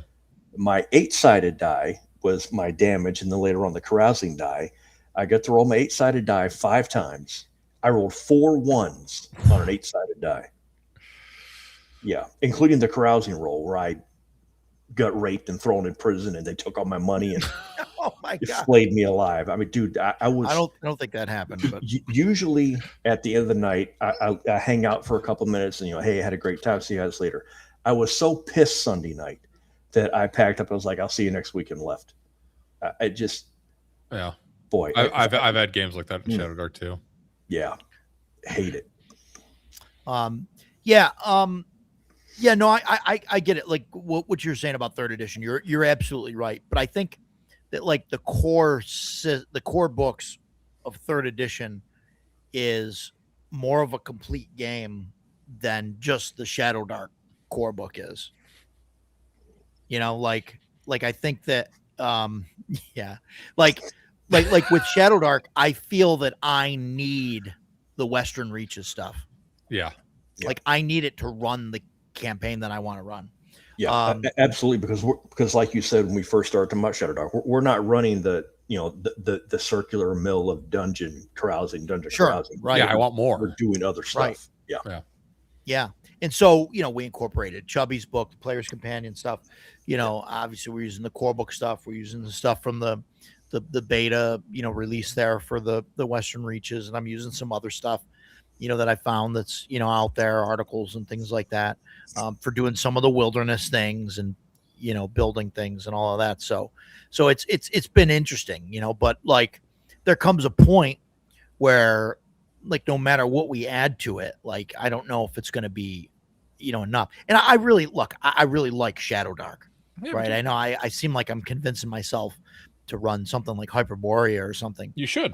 It's a complete game and it's awesome. Which might happen, and I mean, I'll have to definitely look back into it.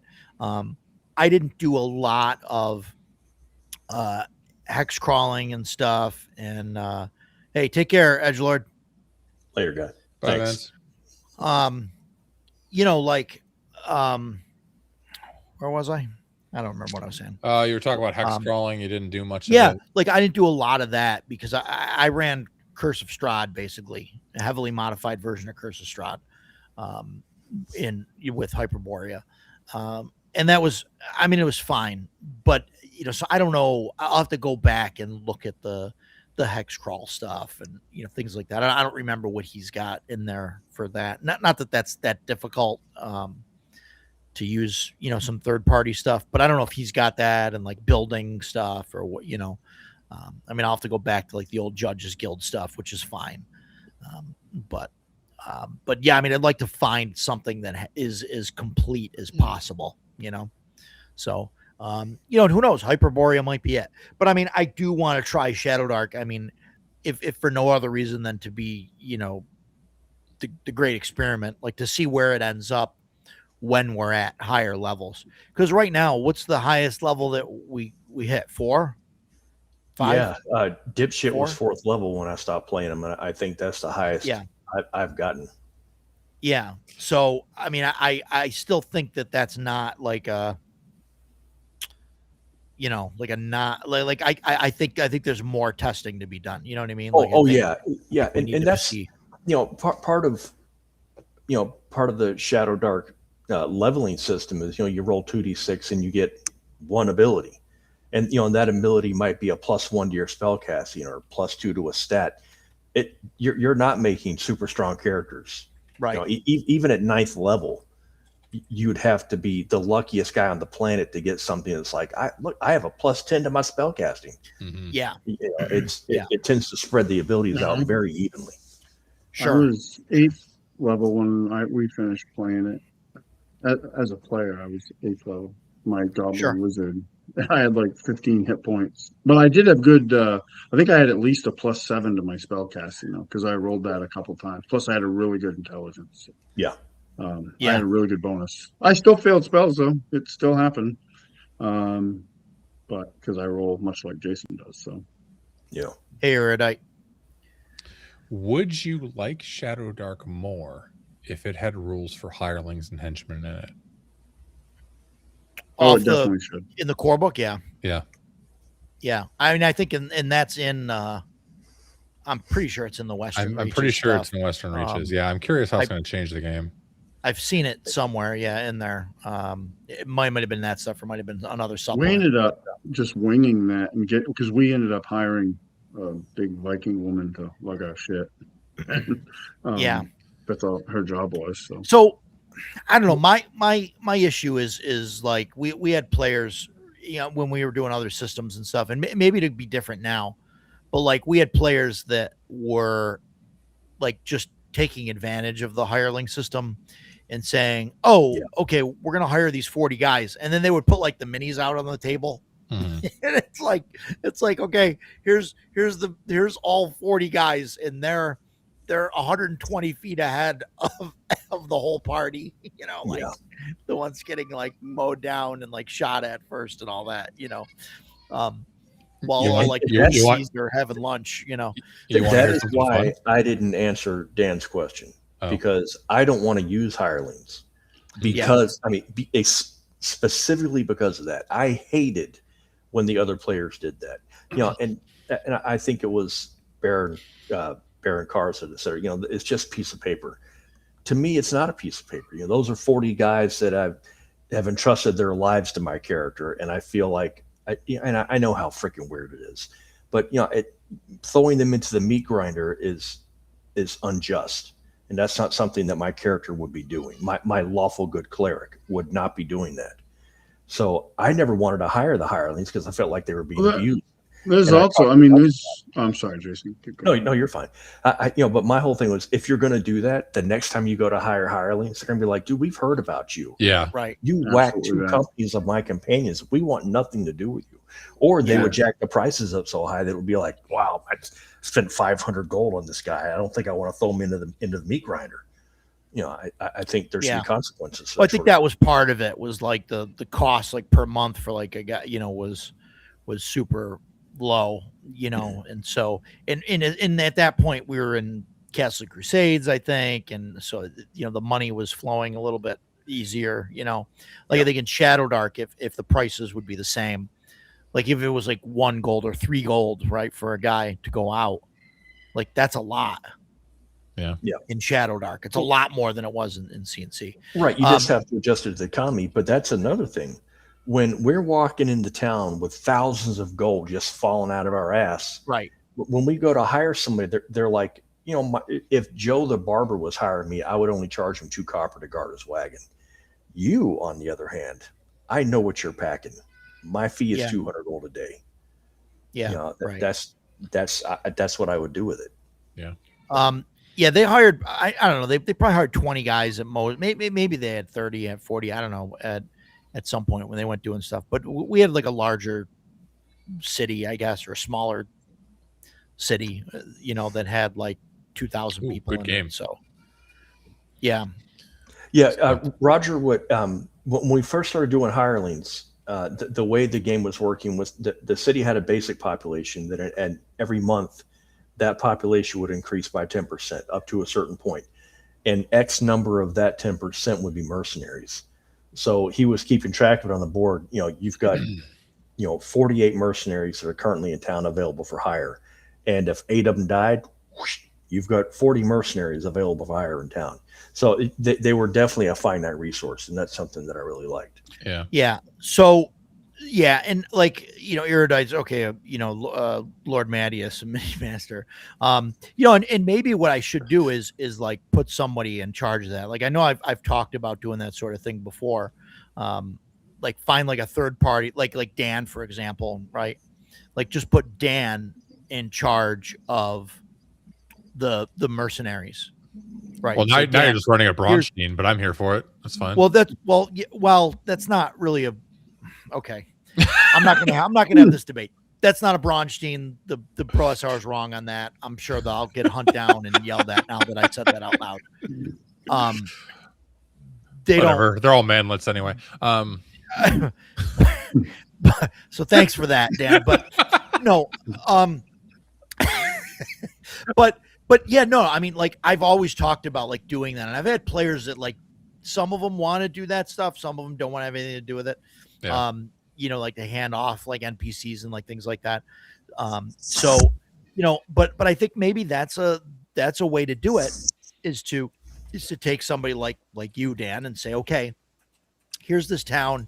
You've got 100 mercenaries that are, this level. These guys are this skill. Here's the list of guys. What do you want to charge? And then, and then you keep track, and then people can message you and be like, hey, my character this.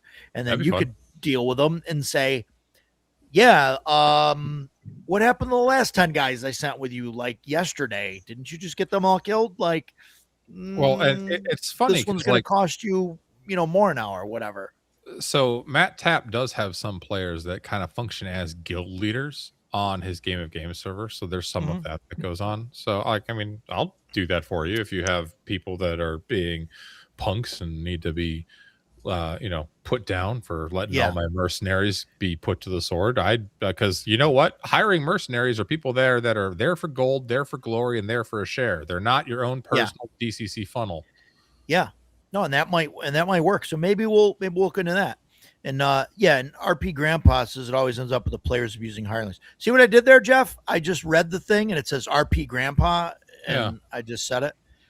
I don't know if Jeff's still watching. By the way, I've got my word counts. So Shadow Dark Core is 70K and a bit of change. All 6 Cursed Scrolls together are 80K.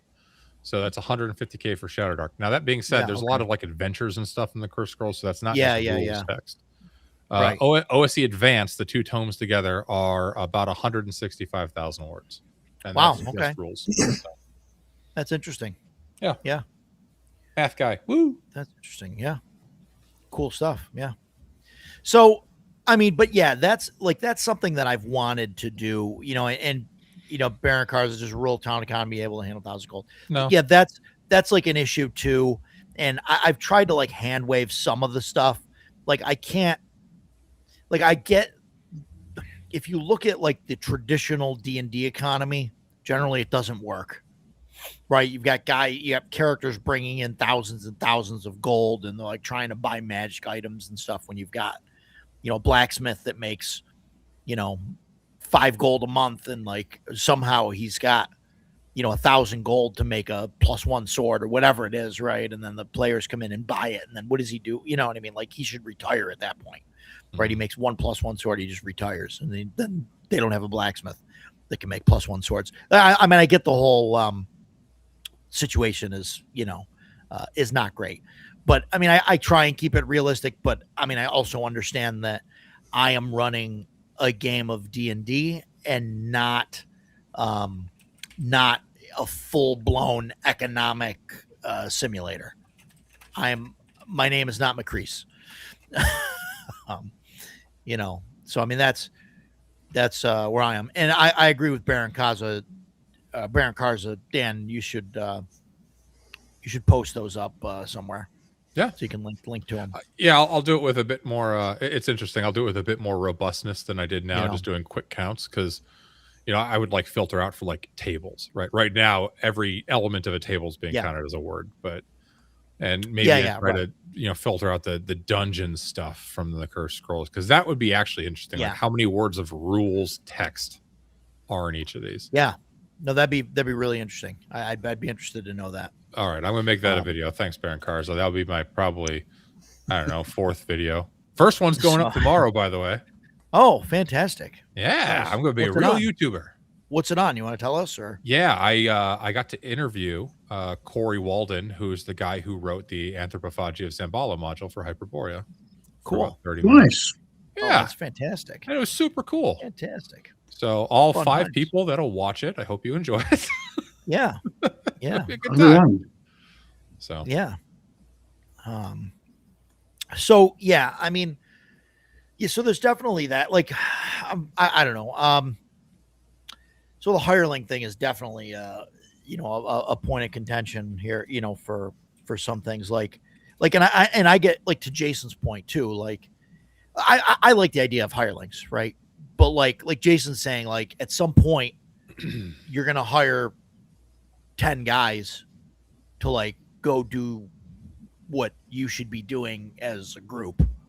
right. Like, where's the Kind of, yeah, but it's kind of incumbent on the DM if they try to do that to be like, the NPCs are the hireling's gonna be like, the fuck we are. We're not doing Yeah. that. right? It's kind of Right. like its own little mini game for the DM that you're only really going to get with experience, right? You have to know when to push back and be like, no, these guys aren't going to do that. Or, okay, Yeah. you hired Well- 40. Guess what? They kill you and take all your stuff. Yeah. Well, my Yeah. my whole thing has always been that like those mercenaries, like they won't go into the dungeon. Mhm. Like they're not going in the dungeon. Like they're used for like outdoor stuff only. Yeah.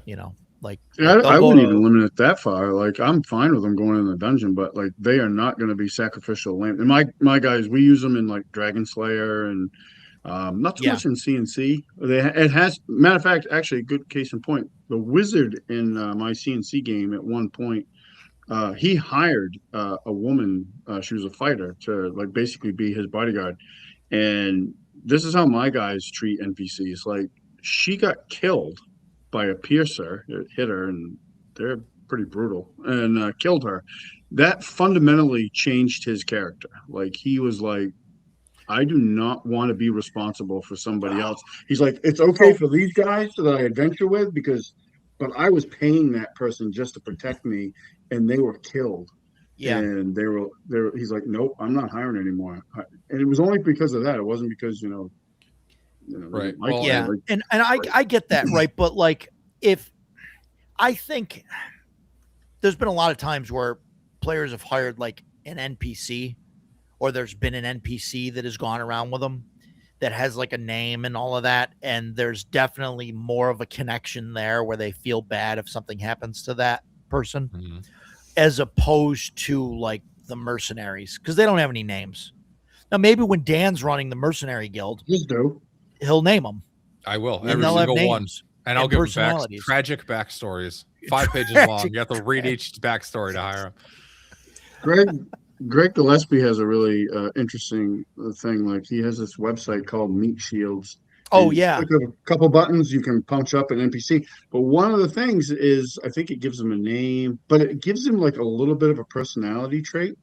And we've leaned into those when we use them in our Dragon Slayer games because they're great. Like, we have, we just in our last session we got a war dog, we got a torchbearer, and we got a porter for like our stuff. Well, yeah. And And that's they all have names. In the middle of the battle we're yelling at them, yelling for them to get back, get out of there, and get away from what we were fighting. And I mean, that's just where my group does it. Like, well, and we that's don't one thing treat them that like they're a number. that AD&D 1E really addressed quite well. Hirelings would not go into the dungeon, would not go into anything dangerous. You had to have Yeah. henchmen, and you were limited by how many henchmen you could have by your charisma Your modifier. charisma, and they Yeah. would take a share. They would take a Right. partial They would share, take a share, they take Which- experience, they take gold, and they level which up. is something that doesn't work in Shadow Dark. Right. Like, you'd have to rework it because with the carousing thing, it doesn't matter if you pay 30 gold, you can have one guy, or you can have 50 guys. You know what I mean? Guys go out partying, and it's the thing. So you gotta like work around that. Mhm. And so, and that's sort of what he's saying. I let them go in the dungeon if I pay extra or get a share, but you can't get a share for Guarding is not a share. harder to- Guarding is a daily wage, No. in my opinion. But Right. No, guarding, torchbearers, stuff Yeah. like that. Yeah, absolutely. That's not a share. But into if the they're going to dungeon, go in into the the dungeon with yeah. a sword or whatever, Share. then yeah. Like if they're standing in the middle of the party and they're just holding the torch and carrying shit, I'm okay with them not getting a share. hmm But if you're going to expect them to draw arms, like. Also, I'm that's- completely sorry I derailed our book size and system size conversation by asking randomly about hirelings and henchmen. No, to talk about mercs and stuff. That's Yeah. all right. We'll do another episode. We'll talk about mercs and things like that. That'll be fine. But so yeah. There's a lot of different Maze Rats tables are great. Yeah, for NPC generation. Yeah, some of that stuff is pretty good. Some of that's that's fine for henchmen, but not hirelings. Yeah. Right. You can't have a mercenary company or because people are going to hire 10 swordsmen right at a time or whatever. You can't have different names and different personalities and then trying to adjudicate that at the table. I mean, that's a different game. If you want to play that game, do it. But that's going to get out of hand in a hurry, I think. I think so too. Yeah. That's my opinion, but yeah. So yeah, Dan, I would love for you to start have a section of a website and start publishing these numbers Okay. of all these books and doing it. Cause I'm curious about Hyperborea and all this stuff now, Yeah. basic fantasy, you know what I mean? Compare all the basic stuff. Yeah. My number brain's kind of running with it now that I've started randomly doing it on the side. So Yeah. It's awesome. So I mean, back to my original thing, I'm still looking for a game that has everything I want, that's in one book, that that is a decent that has a decent amount of rules that cover everything that we need to have, and a decent amount of classes and everything else, not just rules for traveling and all of that, but it has to have enough classes to satiate Jason and stuff, which I have to go with Hyperborea or Joe Block's AD&D. I think they're excellent in every way. Both of those systems are just excellent. I also like Crawford stuff, Worlds Without Numbers and all that. Sure. The only issue really for that is each book is an evolution based off the previous one. So they're kind of, there's not one book that covers everything. I also really like RPG Pundit stuff. I think his stuff is really good too. But I don't know what his I'll have to look at his travel rules and stuff in wow. What's the Polish oh, there you go. Baptism of Fire. Love it. Yeah. Yep. Love it. I got to look at the travel stuff in there. But but also, if I'm being honest, a lot of my appeal to Baptism of Fire, Lion and Dragon, is the time period that it takes place in. The historical I stuff, like I like that historical fantasy. Whereas Dungeons and Dragons, Hyperborea, and all that's more of just a high fantasy generic type stuff. Not generic in a bad way. So in this, there's 9 character classes. Yeah, Okay. that's enough. Yeah. Yeah, and Baron Carter said, just steal it from all 4 games, make it your own. Yeah, and I mean that's a possibility. I mean, so, but I don't know. That's maybe down the road. I mean, I've considered that, just building my own game. I mean, I started down that road once, and it was okay, I guess. I don't know, but it was just easier for me to use other stuff that's out there. Mm-hmm. And then Shadow Dark came along and basically did what I was trying to do. I'm not trying to sound like I was going to build Shadow Dark if she didn't or whatever, but You missed it by that much. Right. yeah, no, but I mean, that's what I was going for, and so that was, this was a better fit for me to just use this than to just keep going with, with what I was doing, so. And I have no regrets about playing Shadow Dark. I think it's a fine system. So, what was that saying? Sorry. It said I just happened to open up to it. It has a thing on travel times and baptisms of fire. Pretty straightforward. 18 miles a day on a well-traveled on a road or trail. 6 miles in forest, 9 miles in hills, 12 in open grassland or clear land. And then it's got stuff for horseback and river and stuff like that. But it's not, which I like. Like I don't need to do a lot of math because my brain doesn't want to do a lot of math. So like. I'm fine with that. Yeah. And I don't need anything sophisticated or whatever. Like, I just go one hex at a time and, that's it usually. But, so, I could come up with that and just use it, but yeah. And right. That's what Shadow Dark is a group of borrowed rules. Absolutely. But I would like to find something that encompasses everything that I want in a game, like, and maybe building my own is the way to do it, like maybe that's the only way that I'll ever be happy, right, with something. But I don't know. That's kind of where I'm at. I'd like to just find something and then not have to use multiple books and add-ons and all that stuff, because I really want to run a game that's out of one book, Stan and I have the perfect one book game. Yeah. Do you? Really? Yeah. Yeah, we should do. Yep. I'll grab mine too. What game is that? So 1, 2, 3. Well, yeah. 600 pages. Yeah.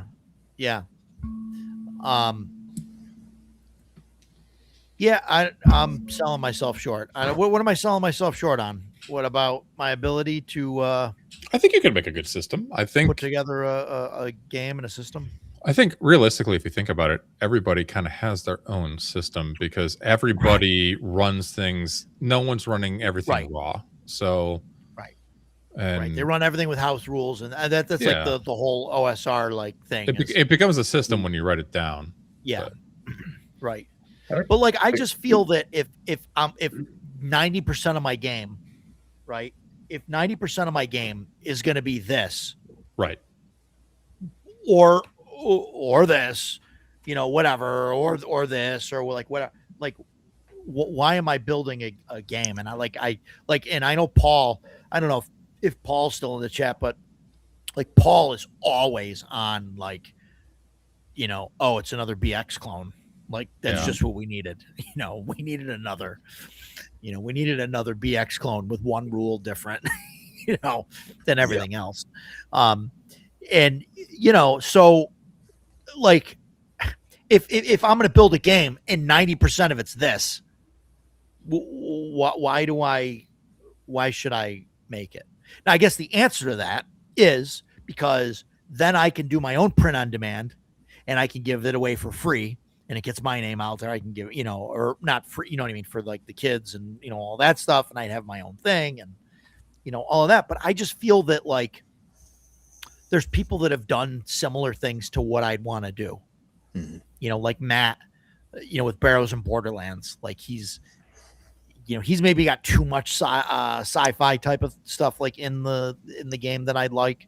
Like Hyperborea does it okay. I think I'd like a little bit more than what he's got in there, but I don't know. Yeah, rare rules as I remember. I don't even remember. I look back at like running the old school stuff, and I don't even like remember how wrong it was, but I remember going back and realizing like, oh, I screwed all this stuff up, like these rules or whatever, back in the day. Cause I was like 11, reading the basic stuff and trying to go through it, but I just try to follow the rule of cool. Yeah. I don't care what the dice say. Yeah. If you tell me your character's doing something, I'm like, oh, that's cool, man. Roll your die. I don't care what it says. You succeeded. You might not, get a huge hit like you're hoping for, but if you want to run, jump off the wall and do a spring kick on the back of the ogre's head, I'm like, that's badass, dude. Yeah, roll that shit up. That's all I care about. Yeah. Yeah, no, and I get that. That was always like a point of contention for me with like, and again, that's the GM, right? But like, I remember playing with, 3.5 people and stuff, and Yep. especially 3.3 and 3.5 because that's where like they have the skills, and that's probably why I'm turned off by like games with like a lot of skills like that, especially in a D20 system, because then the skills are there. It makes you want to use them, and you Yep. have GMs that are like, oh. Okay, well, so you're going to run and jump off the wall, onto the table, to the chandelier, to the thing. So, okay, so you're going to have to make an acrobatics check to jump off the wall, and then you're going to make a jump check to jump onto the table, and then a dexterity save to jump onto the thing, and then an attack roll. And it's like, okay, I got to make 5 rolls.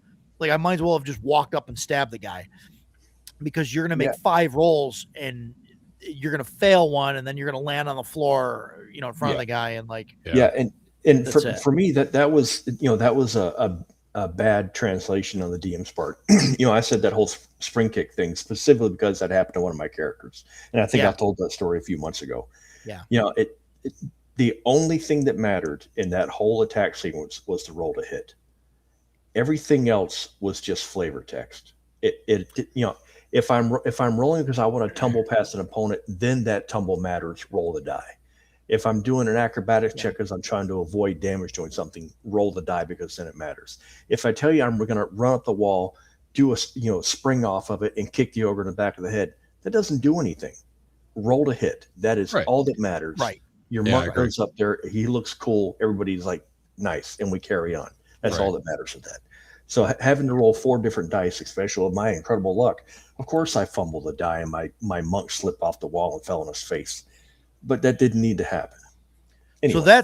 So that's what I really like about games like DCC, where they have, like he says DCC uses the hero die, but they've got the deed die for like the mighty deeds and stuff, which is cool because you can call like extra shit that happens.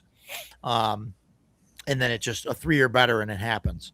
And so that would be like something that I would like to use, if you call a cool thing that you roll the deed die. If the deed die is like 3 or higher, like maybe you get that much more damage or what, you know what I mean? Or that much more added to it so that people call cool things more often, but if it didn't make it, like it just wouldn't have an effect, right? Like your roll to hit would still stand. Right. You would just get an extra effect out of it, but so this way it would get people to try and do extra things just to be able to roll that die, Yep. I mean, I don't know. That's my opinion, chainmail casting. I like the way that he does the casting on that. I don't know, the whole roll to cast thing. I like the idea that it's simplified.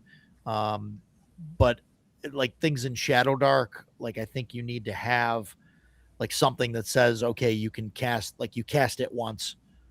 Like it doesn't fail. You don't lose it for the day until you've cast it once. But I think that adds to the complication of it, which is why she didn't do that. Yeah.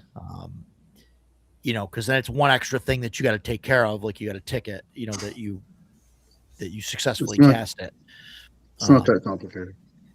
No. I look. I get that it's not complicated, but looking at from her design standpoint, she didn't want it to be cast the spell, mark it off, it's gone. You know what I mean? She wanted to be able to do it multiple times and things like that. So it's just one. So doing it that way means you have to track one more thing, which I get. It isn't hard. I get that, right? But I think that's one of the things that she wanted to eliminate. So I don't know.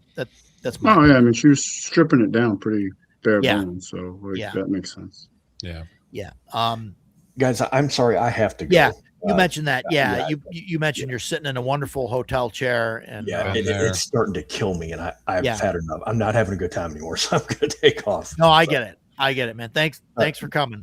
Great conversation. Jason. Yeah, you guys were awesome tonight, man. It was so much fun talking to everybody. Just been a really good one. So cool. Enjoy the rest of the Jason. Take care. Yeah. See you guys next week. Thanks. Doesn't everyone have rules for swinging from chandeliers? I mean, I think, we gotta do that. Roger thinks like a chef, making her take the ingredients you like. Poof. Yeah, I guess. I guess. We'll see. I mean, I don't know. The more I talk to everybody, the more that I want to make my own thing. Like I said, I just feel like if I'm gonna make my own thing, that like I feel like I'm not bringing anything really new. I'm just compiling things from other games that I like. Roger, that's what they all are, bud. pretty much, yeah. I know, but I feel like that's like not. I don't know. I'm sure you can come up with at least a couple new things that'd be cool and interesting. Yeah, maybe. Like make a cool class or something. Like, but it's still a fun exercise. Yeah. Roger's game would have one class, the Swiss Army knife of classes. Well, at that point, I mean, I wouldn't want to make like a D20 type of system without a bunch of classes. I think I think it becomes a different game at that point to do a classless system. Although I have considered that, and I have designs on that written down. But but yeah. Well, no, I get that, right? Like I wouldn't publish the thing is I would want to publish it. And by publish it, I mean, like just put it on drive-through and like have copies print out of it. Or have it so that players can like get copies. And then that also kind of turns into, like if I start saying that and I've had copies that my players can get on drive-through, now, you know, you guys out there are going to say, hey, I want a copy. And Dan's going to say, I want a copy. And like at that point, I might as well, you know, quote unquote, publish, you know? Yeah. So, what is White Hack classless? I don't know. Ask Atmost. Classes? I don't recall. It's been a while since I've looked at White Hack. So, good evening. So yeah, I don't know. So like I said, I maybe Hyperborea is the right game. It is absolutely the correct, proper, and best game. But I think that between like now and then, like I still have to go with Shadow Dark. Like I need to go at least a year with it. I need to get the characters up to a decent level, like to give it a good, you know, run. Yeah, I mean, you won't know until you get them up there. I mean, it's all kind of speculation, right? You know, like right. If you don't actually play those levels out, right. So, and then at that point, maybe I'll switch to Hyperborea. I don't know. We'll see. We'll see what happens. But you know, I don't know. I mean, I like the idea of Hyperborea. It was on the list before. We were going to switch to Hyperborea before we went to Castles and Crusades, but we went to CNC instead because we ended up hanging out with the Troll Lords, and you know they were awesome, and talked to them, and we got convinced basically to, you know, use their game. Not convinced, but I mean, from looking at it and everything else, we decided it was the right way to go, and I'm glad we went that way. I'm glad I ran it. The majority of changes I've made to CNC have pretty much come from Hyperborea. Oh, yeah. By the way, I looked it up for Baron Karza. It does have archetypes: the deft, the strong, and the wise. So fighter, thief, and caster in White Hack. Okay. I knew it was something weird. That's why I made the flippant comment about Ask Atmos, because he got drunk and talked about White Hack nonstop at North Texas every single night that we were all hanging out in the bar. So, fantastic. Oh yeah, I learned a lot about White Hack, and then I promptly forgot it. Yeah. Yeah, I remember looking at it, and I don't know. There were some things I didn't like about it. But I mean, I think it was like too simple. But you know, like, you know, and then on the other end, right? I kind of wanted to touch on the other end of things. I know we've talked about things that have like, you know, books and like actual, you know, rules and things that are big, and like Hyperborea and like DCC and all of that stuff. You know, but on the other end, like there's a lot of simple games that are out there, right? There's a lot out there that are, I mean, you could look at like Morkborg and say, okay, this is a simple thing. And it's simple, but there's games I'm talking about, like, there's the trifold, sheet, games there all the way down. I think other than just saying, like playing pretend or whatever, right? Like without a storyteller system type of thing. I think the smallest system that I've ever seen and ran is Roll for Shoes. Have you guys ever seen that? So it started on a message board ages ago, and it was Roll. I think the original name was like Roll to See If I Have Shoes On or something like that. And the basic rules are, and I think it's fascinating for like a pickup game. I don't know if you can run it long term. And the guy that made it has since made like advanced rules, and like the name is sort of a play on like Advanced Dungeons and Dragons type of thing, because he calls it Advanced Roll for Shoes First Edition or something like that. Where he's got like advancement and stuff, but basically the rules are there's like 6 rules or whatever, but basically it's this: you start with a skill that's do anything 1, and that means you roll a d6 for that skill. And so the GM determines basically if something's easy or hard or whatever, and they're going to roll.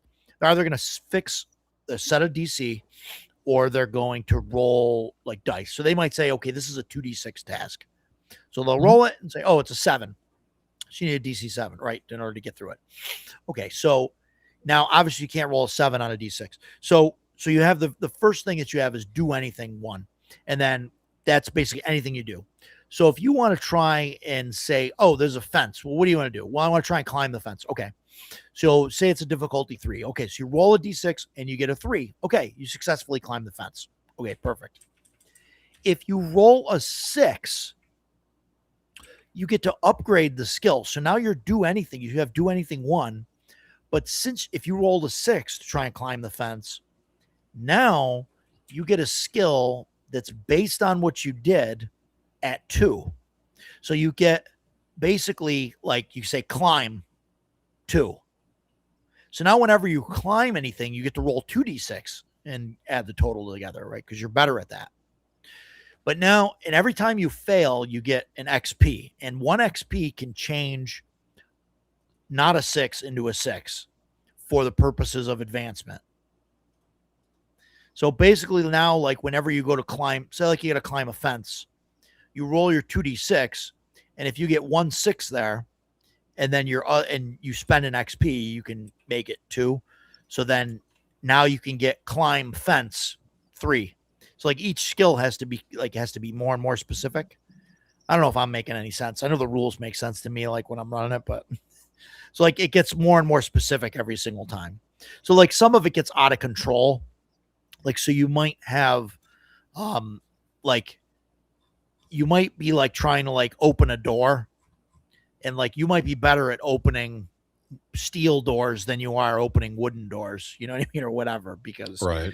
you might have opened door 2 and then open steel door 3 or whatever, things like that, because you got to get more and more specific every, at every level. But that's like an interesting like game for like a one shot where you could do pretty much anything, you want. So yeah, that's interesting. But that's like the simplest kind of RPG that I've seen and ran. I don't remember how it worked, but like I played a session, it was a one shot of Kids on Bikes, and it was like that. Like it was just this one sheet. You Yeah. had like 4 ability things that you, I think, got like a die to go I think with there's them. 5 because there's one that's a D4, a D6, a D8, a D12, and a D20. Yeah, there's 5 stats. Yeah, and you just put them kind of where you wanted, and I mean, we had a great time. Like it was super. My friend that ran it did a really great job. Like it was a surprise. I showed up thinking we were going to play 5e, and I was just going to be like, okay. And then he's like, I want to run this, and I was like, it's not 5e. I'm in, and I'll play it. And we had a great time. Yeah, it's definitely interesting. Like I ran it. It's I like that the dice explode. So somebody that has like a strength of D20 is like really strong, but someone with a strength of D4 can get there, right? Because the die explodes. So like 25% of the rolls, like you can keep adding it. And so you get like some weird interactions where, you'll have somebody that, rolls like a D20 for like a strength check or something against somebody, and you get like a 15, and you're going against somebody with a D4, and they'll roll a 4 like 3 times in a row, and like somehow somehow overpower the D20 guy. So like the narratively, you like come up with this thing that like, this little kid like charged at the, whatever FBI agent and like shoved him, you know what I mean, and caught him off guard and like, pushed him over or something, so you have it was cool. We had a lot of fun. Things like that. Yeah. But it's interesting. Is it something you use for like a 5-year campaign? No, probably not.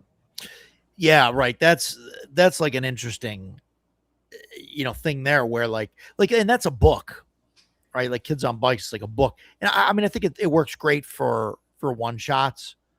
Yeah. Or to maybe do like a 2 or 3 session kind of game. But yeah, there's no advancement. You're not like, you're not going to put points into a skill, or you're not really going to improve on stuff and then get better and keep doing different things. You're going to play out like a story, and that's it. Yeah. And it's like a narrative game where this, what you build, and that's what we did. Just narratively, we built we spent the first half of the session literally. You have all the questions. Train, and we just the way we did. I don't know how it works in the game officially, but like our game master was like, "Listen, the world is basically gone to crap. People live on this train 24/7, and it just travels around the country all around. So what's on the train?" And we started going like designing the cars. And we just went around the table and just started like throwing ideas in, and we got all done with that. Had no idea what we were going to do for a game. And then he looked at us and he's like, "Okay, now tell me how you're going to rob this train." And we ended up, that was our adventure. I mean, it was a lot of fun. Cool. Yeah. No, some of that stuff is fun. There's definitely like that's something that Jason's not into, right? Like, I don't know if he's still in the listening or whatever. But like, he wants to sit down at a table and like, know what's going, like, you know what I mean? The GM's going to tell the thing, and this is where we're at. We're like robbing a train is like fine. Like, I don't know if you enjoy. Hey, yeah, we want some too. I don't know what that is, but it looked good. Where's ours? Chicken pad thai. Oh, okay. So, all right. Lightest game I ever ran. Swords and Wizardry Light. Yep. Yeah. So it's funny because it leads into, so this only goes up to level 3. The experience system is you get an experience point by completing an adventure. You complete whatever level you are. You complete that many adventures plus 1 to go to the next level. Now, Swords and Wizardry Light only goes to 3, but Continual Light goes to 7. And I'm actually running this for my niece. She'll be 8 next month. But you can get a lot of really fun play and have a lot of adventures with, knowing that you have to go on 5 adventures to get to level 5, right? That's, 5 weeks of play. I think that's about average too. I think if you're for like an OSR game. Yeah, you can get a lot out of that. So it's very simple. It's like 20 pages for complete revised. I'm sorry, complete revised. Continual Light. It's like $7 on Amazon. But there's a lot of meat on the bone there, to be perfectly honest. So yeah, I'm looking at to see if he kept that the same for Blades and Arcana, because that's sort of like the I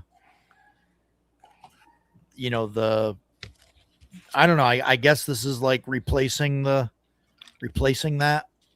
Oh, did I kiss my wife on stream? That's fine. She's worth it. I'm not familiar with Blades and Arcana. So I mean, this is basically Eric Tenkar's Eric's game. Yeah, I haven't like picked that one up yet.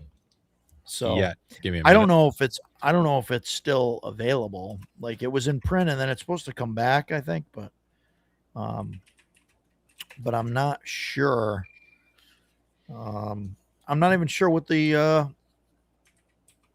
experience thing is in here. I know, like, I'm pretty sure it only goes to like level 3, and there's some basic stuff in here, but yeah, it's good stuff. It's good stuff. But yeah, Jeff thinks it is. I don't know if it's still in print. Maybe that's what he's saying. I don't know. But yeah, no, I mean it's neat, So, yeah, I know he's got copies that he gives away, Jeff. But yeah, he's probably got a box of them sitting in his garage or something, right? They are available. You used to be able to get them, and I don't know. Yeah, I don't know if you still can, but yeah, and it's just a basic boiled down version of D&D, white box or whatever, right? But these are great. I mean, these are fantastic for running, quick games, especially to get people into like some of the OSR games and stuff. Like, you definitely want to go with a basic kind of thing like that. If it's not like actual basic or BX, yeah, I don't know. Maybe it was abandoned. I don't know. But yeah, I think. But yeah, it's definitely it's definitely a good thing to check out, something like that. Well, now I got something else to find and buy. Yeah, and so like I would get I would use something like this to give away, right? But I think I'd rather go with something like White Box, just because this is more of a complete game. Like, it has the basic stuff that's in there, and then also has enough to go like higher. Like you said, Continual Flame goes to like level 7. Like, that's not bad. Yeah, right. Goes to level 7. Has level 4th level spells. Yeah, and like this only goes to 3, and so I'd be like wary about like, because I think you need a bit more than 3. Yeah, right. Like, it's great for a one shot and thing. Like, I think it's perfect for that. But like, if we're gonna give away a game to somebody, like, I think we got to give them a more complete thing. Yeah, I think White Box FMAG is a really good starting point, and there's once you become the turbo rich con of the Northeast, and your Gen Con 2.0, then you can God, get them Dragonbane box sets or something. Yeah, right. Gen Con 2.0. Oh my God. Of the Northeast. Can you imagine that 90,000 people descending on Utica for Rogers Con? Oh my God. I didn't even know where we would have it. Like, it'd be crazy. So yeah, I don't know. Maybe I will make my own. Maybe I will start working on building my own system again. Well, I mean, it's already been in the process for a while. I mean, so, so. But I am curious to see how Deathbringer plays when that comes out. I like the idea of that. I don't know, like, his whole death mechanic stuff is kind of cool. Like, there's a limit. Like, you can't just die multiple times. The first time you die, you like shake it off when you get revived. And then the second time you come back and you like roll randomly, I think, and you like lose a limb or an eye or something like that. And then the third time you're gone. Yeah. Yeah. So that's interesting. I like the idea of doing some of that stuff.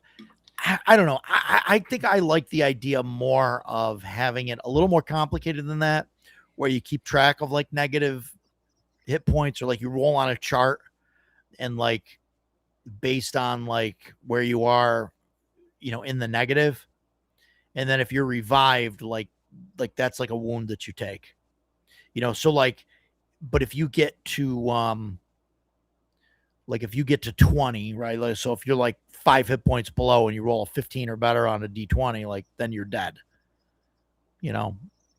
or if it's below that, then, you take, like if you're at like 19 or 18 total or so, then it's, maybe you lose a limb or something like that. Have you played Dolmenwood? I haven't. Clear. I used some of the stuff from it in my game ages ago before I got the physical printing and stuff. Gotcha. Before we switched to Castles and Crusades, I used a little bit of it. Because Dolmenwood has a hovering at death's door mechanic. Yeah. That I think is actually really good when I want to pull it up to make sure I cite it right because there's so many freaking systems bouncing around in my head. Let me. I know it's in here somewhere. Maybe not. For death, but basically, it's when you get knocked below 0 HP. If you get brought back up, you lose a point of one of your attributes permanently. Right. And so that limits how many times you can be brought back below 0, right? Because I think it's randomly. So you roll a d6, and that's the one that loses by 1. And if any of your where's that optional rule? Like, I love the layout of this book, but sometimes I hate the layout of this book. Yeah, I like the idea of damage. Like I would maybe do con damage or something, you know. Yeah, like I would probably just make it con rather than and then eventually you can't be brought back. Yeah, once you're at 0 con, or there's a percentage, you know, or whatever. I mean, I don't want to overcomplicate it either, but yeah, I do that in my games. When you die, if you die and are brought back, you lose a point of con permanently. Yeah. Well, that's the old AD&D 1E rule, right? Yeah. So, I mean, and then they added which affects you because, like in CNC, it's it can affect your hit points. I've had that happen to several characters, like they've lost hit points because the con bonus went down. But like in old AD&D, they also had like the was it system shock and stuff like that. Like there's a chance that you might not come back because that as your con goes down, so does that gets chance harder and harder. Yeah, being successful. Yeah, so that's not super complicated. So it's like I don't mind it. Yeah, no, I haven't implemented the like system shock or anything, but like, I mean, it's worth being said that trauma survival exists in Hyperborea, so which is good. I didn't think that I'd like the stuff like in Shadowdark where you're just, if you're at 1 and you get hit for 10 points or whatever, like you go to 0. Yeah. And then like the next round, somebody makes a DC 15 intelligence check and then boom, you're stabilized. And then somebody gives you a healing potion or somebody heals you and you're back up and you're 100% in the fight again. Right. That annoys me. The yo-yo effect. But after playing it, like, I don't know. I think it's fine. I think it's a good balance between like just dying and you're dead, and being too, easy, like in 5e, you know what I mean? Where it's just too easy to recover or not die. So I don't mind that so much. 5e isn't like 0 repercussions for it as right. Played. Yeah. So, so I think losing like a point of con, I think is a good thing. Cause then that's a set number of times you can come back, every time you hit 0, you can only, come back. One time I did 5e death saves where the target was 20 minus your character level. So at level 1, your death save difficulty was 19. Cause you're a schlub. You shouldn't be able to come back. Yeah. Shellback. I've seen people do that where the 5e, where the GM rolls the thing and the death saves in secret, and that makes it so that you don't know how long, the player actually has and all of that. So we didn't do that specifically in 5e. I started as a player. I started not revealing my death save rolls, so then everybody else kind of followed suit after I started doing that. And it added a little bit of tension. And then when we played Shadowdark, the game master rolled and didn't tell anybody. Yeah. And that's how I ran it too when I ran it. Yeah. I don't know. Like I'm okay with gamifying it. you know, like I'm okay with some of that stuff. You know, so like I'm saying I'm okay with people knowing, okay, we've got 3 rounds and like let's adjust our tactics to try and do that. I know a lot of people are against that and like, no, the person should just die or whatever. Like, I mean, I get it. Like that's the OSR thing is like, you know, you're dead at 0 or whatever. But I mean, we're gamifying the rest of the game. I mean, you know, so I'm okay with gamifying that. The problem I have with gamifying it is it becomes metagaming because gamifying Sure. that in particular affects player decision making. Sure. But I mean, isn't that happening anyway? Like don't players go through the thing of, well, these guys have an AC of 15, right? And I've got, you know, That's fair. I've got a +3 to hit. You've got a +9 to hit. So how about I'll go for the goblin, stay you go back for the here and knight. do this, and yeah, and you go for this Yeah, guy. that's Like, I mean, that true. happens That's true. anyway. So, like, I don't know.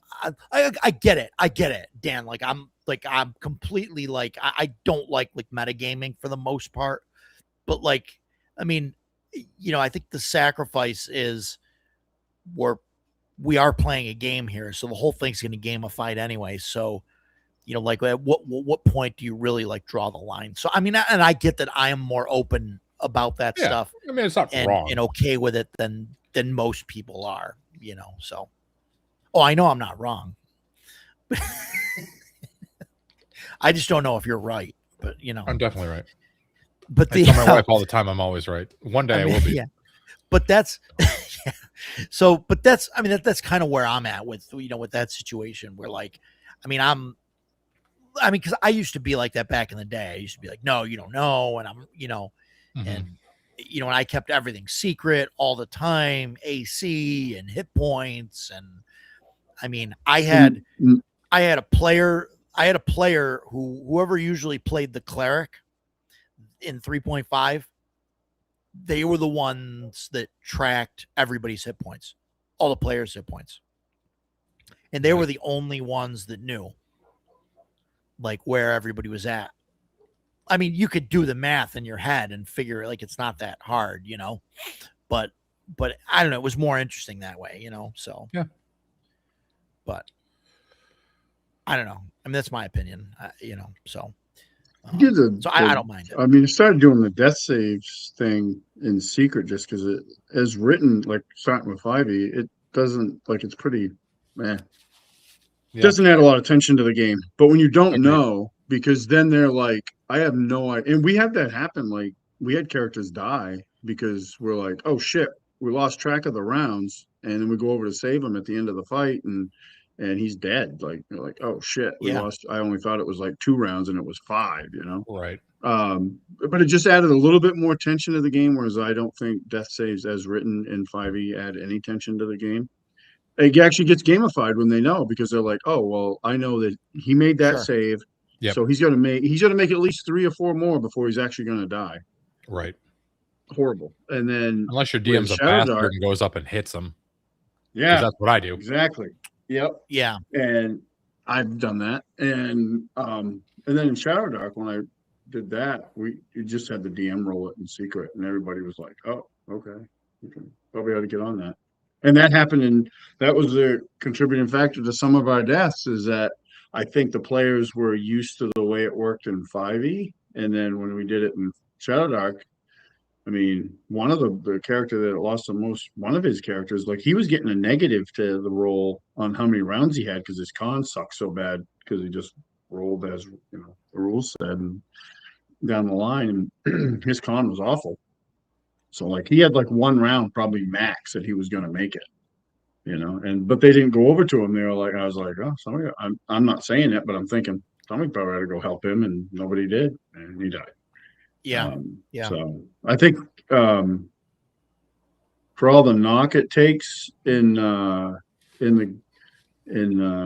OSR, like the way Daggerheart does death saves, so their death mechanic, I like it better than 5e because it kind of gives you 3 different options. Like you can just roll the dice and hope for the best, which is a lot of fun, or you can choose to basically go out in a blaze of glory. You get to do something cool before your character dies. I don't have a problem with that. Yeah. I don't remember how the other one worked. there's another one. There's 3 different ways it works, and I thought it was better than 5e. I mean, I'm not a fan of the game, but I think it's overly crunchy for a game that's supposed to be a narrative-based game. But Yeah. I did like Sure. how they did the death saves. And I get to see them in action a few times. Yeah. Yeah, I don't know. I mean, you see that a lot where people want to try and build a system or whatever that's narrative, and then they start adding in a ton of rules, and I don't know. And people like I'm not to get too far, but like people fuss about the cards in that game. All the cards do is make it so you don't have to thumb through the book to look Yeah, at your, I mean that's a your nice ability. ad. That's a nice ad. Yeah. I mean, I I didn't mind the cards. At first I was like, oh, these cards, what? And then playing it, I'm like, oh, I'm really glad I don't have to thumb through the book to look up all these Yeah. abilities. I can just have them laid out in front of me and be like, I'm doing this or I'm doing that. It yeah, made and it that's easier to definitely play, something I honestly. thought about doing, like with my stuff, is doing Yeah. cards and then have it so. Well, that then look at stuff. like George and Dave from Emperor's Choice. They put Yeah. their whole Yeah, game right. on a deck of cards. Same thing, It's yeah. freaking cool. Yeah. Like Well, it's and, like, super and- cool. Growing up, we would write all our spells on index cards just because it was Yeah. easier than Yeah. flipping through the book. Yeah, that's all Right. it is. I mean, Yeah. a lot of people. I mean, again, I'm not a fan, but like a lot of people like a bitch like about Critical Role just because they're Critical Role. Like the cards are not a big deal. Yeah. They're a benefit to that game, in my opinion. And I think they would like work. Like if you did something Yeah. like that, Roger, when you made your own system, like that would be fine. Like, oh, I get to pull this card out. Like, I mean, everybody's been up the Troll Lords guys for years for them to make spell cards. So just so you don't, Yeah. I Well, like they- spell cards. They do have the Much easier. Adventurers backpack equipment cards and equipment decks and everything. Yep, I have that. What the And font we is use for them. ants? Oh my god, yeah. Yeah. Like it's written for 20-year-olds with good Yeah, vision, not Exactly. old They need fucks. to be on like tarot size cards, and use like a shadow dark Exactly. font. But Yeah. I like cards, and there's Panglossius. plenty of reasons. Oh, sorry. Sorry, no. Go ahead. Finish your. We'll I get was to just that. gonna say there's plenty of reasons to critique Daggerheart. The cards are not one of them. Was all I was gonna say. Yeah, right. Sure. I agree. Sure. No, I I agree. agree. 100%. 100%. I also enjoy that they're giving love to the D12. I mean that's one thing I Yeah. give to Talanian Yeah. for Hyperborea too. He used the D12 for some of that stuff. Yeah. Like the thief skills Yeah, and things like Hyperborea that. And, uses Yeah. uses it a lot. yeah, I like that more people are using the D12 for stuff. My I love beautiful it. dodecahedron. Panglossius, does metagaming get a bad rap because it makes it too video gamey? So I can make an argument it's just being smart with real structure.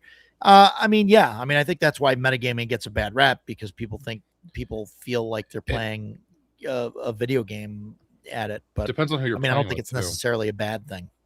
Because like the classic adventure game Discord, the CAG guys, they very much promote player knowledge, right? And players being good at the game. Yeah. And running a game for players that are good at the game. So if you were ever in a CAG game and you said you were fighting a troll and you were like, well, my character wouldn't know that you use fire on Right. the troll, they would laugh at you and kick you off the Discord. Right. Because that's Right. not the type of game. So like if that's the game you're going to play, I don't think it's bad. Yeah. But it's just, No, it's the game. Absolutely. No, I get it. And and there's different variants of it. Like we had a situation in one of my sessions where an NPC died, and the party was deciding what to do. Like, were they going to try to get this guy resurrected or anything like that? And I had a player ask me, he's like, "Well, did you intend for this character to die?" And I didn't even get to answer the question. My son was like, "He is never going to tell you that, like one way or the other. Like, why would you ask that question?" And I'm like, I'm just like, no, you guys do whatever you want. Like, I'm not going to tell you if I meant for that to happen or not.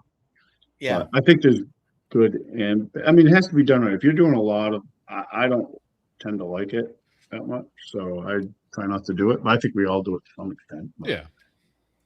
Sure. Sure. I try to do as little as possible.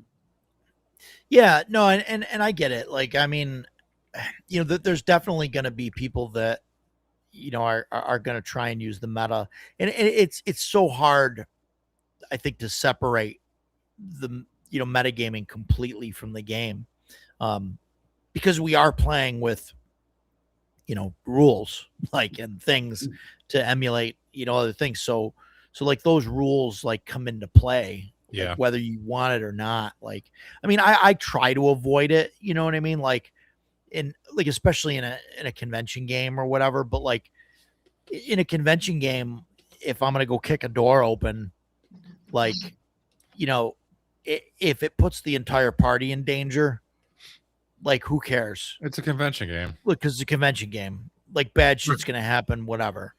But like in a home game, like, you have to have that sort of meta knowledge of, like, you know what I mean? Like if I know something bad's gonna happen and I'm gonna add to it, like you don't want to do that.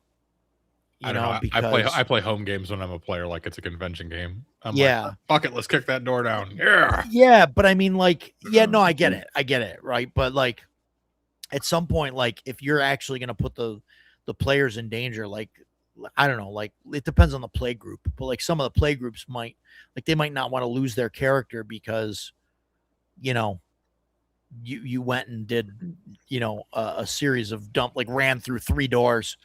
You know what I mean? I actually got kicked out of a game earlier this year. So, fantastic. fantastic. Yeah. It was a YouTuber's game. It was on Sundays. And we had 3 very long, very uninvolved sessions of like this 5e combat that would not end. Yeah. And this thing we were fighting for 3 sessions, was basically completely immune to everything I did. We finally got through it, got to the dungeon, whatever. First door we go through one door, okay, fine, whatever. We go down the hallway to the right. There's a secret door. These guys are screwing around with it for 20 minutes. I was frustrated. I hadn't done anything for 3 weekends, and I was like, I kicked the door down. It releases poison gas. Nice. Gary Gygax's Necropolis, by the way. So it was save or die. Nice. Rolled a 1, used inspiration, rolled a 4, had some sort of reroll. I forget what it was. Rolled a 3. I'm like, well, I'm dead. And the other players thought I was trying to TPK them, that I knew there was going to be poison gas there, and they kicked me out. Nice. Fun times. Yeah, it was good times. Yeah. So, Agile says his team is making the new CNC spell cards. So that'll be interesting to see that stuff come out. That'll be cool. Yeah. Yeah, I'll have to, I definitely want to look into cards. Like, I really like the idea of cards as items and, things like that. Just to be able to hand that stuff to the player. Like, I like how Dragonbane kind of handles it with the decks and like the random, treasure stuff, weapon stuff. Yeah. You just say, hey, here it is. There's a bunch of those on drive-through. People have made like additional treasure cards and stuff like that. Yeah. I think those are neat. Neat, like giving everybody really a chance cool to draw from it or whatever. Because Dragonbane typically isn't, at least in my experience, hasn't been like a high treasure game. I actually kind of like that about it. So it's not driven by treasure. So you don't run into that problem like in traditional like D&D style games where you're 9th level and you're like the fighter's running around with, I have a shitload of gold that I have nothing to do with. It's not like the wizard that has to invest in his craft and stuff. Right. So, I like that Dragonbane keeps it low. It's nice because you get to keep playing like you were talking earlier, Roger, like for Fire and the Gray Mouse. So yeah, we went out, we hit this place and did all this cool stuff, came back with this loot, and now we're broke. And woke up in the gutter, don't know what happened. What happened to us? But it also has more meat on it where you can do a lot of other things. It's not just a dungeon crawler. Dragonbane is amazing. Yeah. Yeah, and maybe, I don't know, maybe I will put my game together and, for the record, I liked that 30 minutes ago. You're like, no, why would I? Because I would just be pulling what I liked in the other games. Now, 30 minutes later, not only have you convinced yourself to do it, you're starting to think about merch. Yeah, I know. I want a t-shirt. Right? Tall sizes, please. Yeah, right. T-shirts. Oh my God. Well, no, I mean, I think like, some of that stuff would be cool, right? Like the cards and stuff, like just from a player standpoint, like. Oh, that's cool. Chthonic. I didn't know Chthonic had a cool comment. He uses third-party cards for Dragonbane for conditions. I didn't know those existed. Oh, that's cool. Yeah, I knew they made item cards and stuff. Yeah, Free League uses cards for weapons. Twilight 2000, I like treasure cards and improv weapons too. Yeah, the improvised weapons. I think that's really cool that they put those in the we've box. never used those, but I think they're really cool too. Yeah. Like you could be like, Yeah, hey, I want to pick. You're in a bar fight or whatever, and you're like, I don't have my weapons with me. like here's your thing. Well, yeah, and you just give them a random card. This is the Thing first is, thing like, you grab. Draw a card, and this is what you get. I think that's Yeah. great. I agree. That's Yeah. That game is awesome. That game is. They nailed it with that game. in my Yeah. opinion. So yeah, so maybe cards. Yeah, maybe down the road. I don't know. T-shirts apparently. I don't know. I got to T-shirts figure first. that out. Yeah. Then I the gotta figure cards. that out, Yeah. You know? Hat pins, Yeah, hat Yeah, pins. hat They're pins good. probably, yeah. of course. Yeah. Yeah. But I mean, I think I'd want to have something like I love the idea of like a box set with like the 3 little books and everything. Oh, but, yeah. but I think this is Yeah. Oh I think yeah. this is where I want to be, and then like at first, and then Like, after this- this is there, then go Do through you have? box set. Do either of you have this? I sure do. The starter set? Yeah. Or- Yeah. So I grabbed this weekend. This thing is awesome. There's a lot of Like, great it's stuff just- in there. It's filled with stuff. I mean, and then the quality of it, like the art on this is like raised embossed art. Yeah. Open the box, it's got like on both sides, it's got charts and stuff you need to run the game. Now I can't get my fingers to work, but Yeah, the charts in the box, like on the underside of the lid and on the bottom. Yeah, they're great. it's like that's freaking awesome. Pirate And I Borg love the is the best Borg. Yes. 100% agree. I haven't even played the others, and I've technically never played Pirate Borg. I've played Dragonbane in the Pirate Borg setting. And Yeah. it was freaking awesome. Like That's we had a cool. blast. That was my Yeah, I very mean, you should first definitely try Dragonbane it, Stan, campaign because I I'm played in. interested on your thoughts with the Borg system. Shellback. Yeah, does I'll make have box them. sets. What? Heathen. Sacrilege. Burn Burn the non-believer. Ignited Yeah. dice engine. I want to Tide, the Ignited dice engine. I want to publish book, put in front of my players, share with others. Yeah, I like bookcases, but I don't like box sets. I don't know. I'm working on my room, the bedroom over there. That's going to be my office basically, and I'm going to have different shelves and stuff in there, and I'm gonna 3D print some stands for like some of the box sets and stuff that'll be behind me. I think that'll be cool. I really like box sets. I need to So- redo all my shelves because I've So- come to the conclusion I need a special shelf for all my A5 stuff because I Yeah. don't like how it looks. Oh, next sure. to And you the got big all that books. space. Yeah. So I just yeah. So bought Shellback is wrong shelves about box today. sets. Because my place is a disaster. So I got like miniatures everywhere, and so I bought shelves. So I'm trying to put up more shelves where we game, so I can put. I got a bookshelf behind me that's not full of books, but it's full of miniatures. I want to get all those out of there, and then pick up all these loose books and get them up on the shelves. My miniatures down where we actually play games for the most part. I mean, I still have a shitload of miniatures here. Yeah. It's just becoming storage is becoming an issue. I still have the terrain that I got at CNY sitting on the table that I'm at right now. It's all painted, but Nice. I don't have a place to put it. So Um, it's still sitting here. Yeah. Matt says everything from the last Pirate Borg Kickstarter is really impressive. That's true. Pirate Borg is the best Borg. I said that. Yeah. And box sets are harder to get books out of. No, I think he's being silly. What? Wait, Dan, demonstrate how difficult it is to get a book out of a box set. Here, I'll even start over. Step 1. Remove lid. Oh. It's important. Step Yep. 2. Select Good first book. step. Extract book. I'll even go with the 3rd book down. Wow, that was so Now- difficult. Yeah. That being said, smart assery difficult. aside, if you had said slip cases, I would agree with you. Slip cases are annoying Yeah. on the shelf. Well, the Outcast Silver Raiders, that one's easy to get the books out of Yeah, this was a bad one. because Like some of them But- are really tight. The Dolmenwood one's beautiful. Pain in the ass to get the books out. Sure But is. Yeah. it's Yes. a beautiful product. yes, I mean, it is gorgeous. Yeah. But it's hard because because it's so nice. I don't want to like do any damage to it. So it's Also, like, yes. super. Yeah, that one's fussy to get out, but it looks great. Yeah, I love box I don't sets, so I'm considering selling my Dolmenwood stuff. So I don't know. I We'll should have see. freaked everybody out and used this as my example. Oh, there you go. Yeah. Yeah. But we all know that that's not real. So, Yeah, well, not everybody in the audience knows that it's not real. oh, sorry. Spoilers. Spoilers, it's a reprint. But yeah, I have no problem getting books out. that's awesome. Chthonic had a cool post. Yeah. Yeah, I love the Dolmen with the Pirate Borg setting, so I'm either gonna steal the crap out of it for my own setting or I'm gonna run it separate. I haven't decided yet.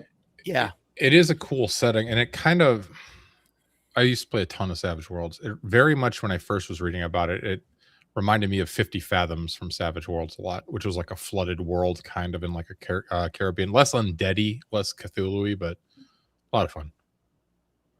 Yeah. And the books need to be a proper size, but Yeah. Whatever. Agreed. What size is that considered? I think they're A4. Yeah. A4. A4. Ridiculous. Damn Europeans. Ridiculous. They come Lights, the over here pages are tight. for the World Yeah. Cup and have wrong size books. Drive on the wrong side of the road. Ugh. It's terrible. It's awful. Awful. So, yeah. So does size really matter, guys? Yes, absolutely. That's why I'm building special shelves for my A5 books, because they annoy me. Yeah. Oh man. Yeah. I agree, Shellback. Shellback. Yes. You Yes, are not 100%. Is B5, is that Love the Forbidden Lands? It's very close. Forbidden Lands is technically G5, which is the Swedish version of B5. It's very, very Right. close. It's within an inch, but every Jason inch Vay's matters. books. Jason Vay's books. That's another. Well, right? they're close. That's another they're great close. box set. Is Yeah. the Forbidden Lands box set? Forbidden Oh, Lands yeah. box set. The books are nice and everything. Yeah. Beautiful. That's another system that I want to run. It's Yeah, I'd like to 30 play bucks that right now too. for the summer sale. Yeah. And you get 2 That is Leatherite a- books in it. Yeah. Yep, and a bunch of other OSD is shit. A5. Yeah. OSC is A5. What do I have? Yeah, that's it's not B5? not B5. I got too many books. Yeah. guys. Yeah. Yeah, I don't know. It's some good stuff.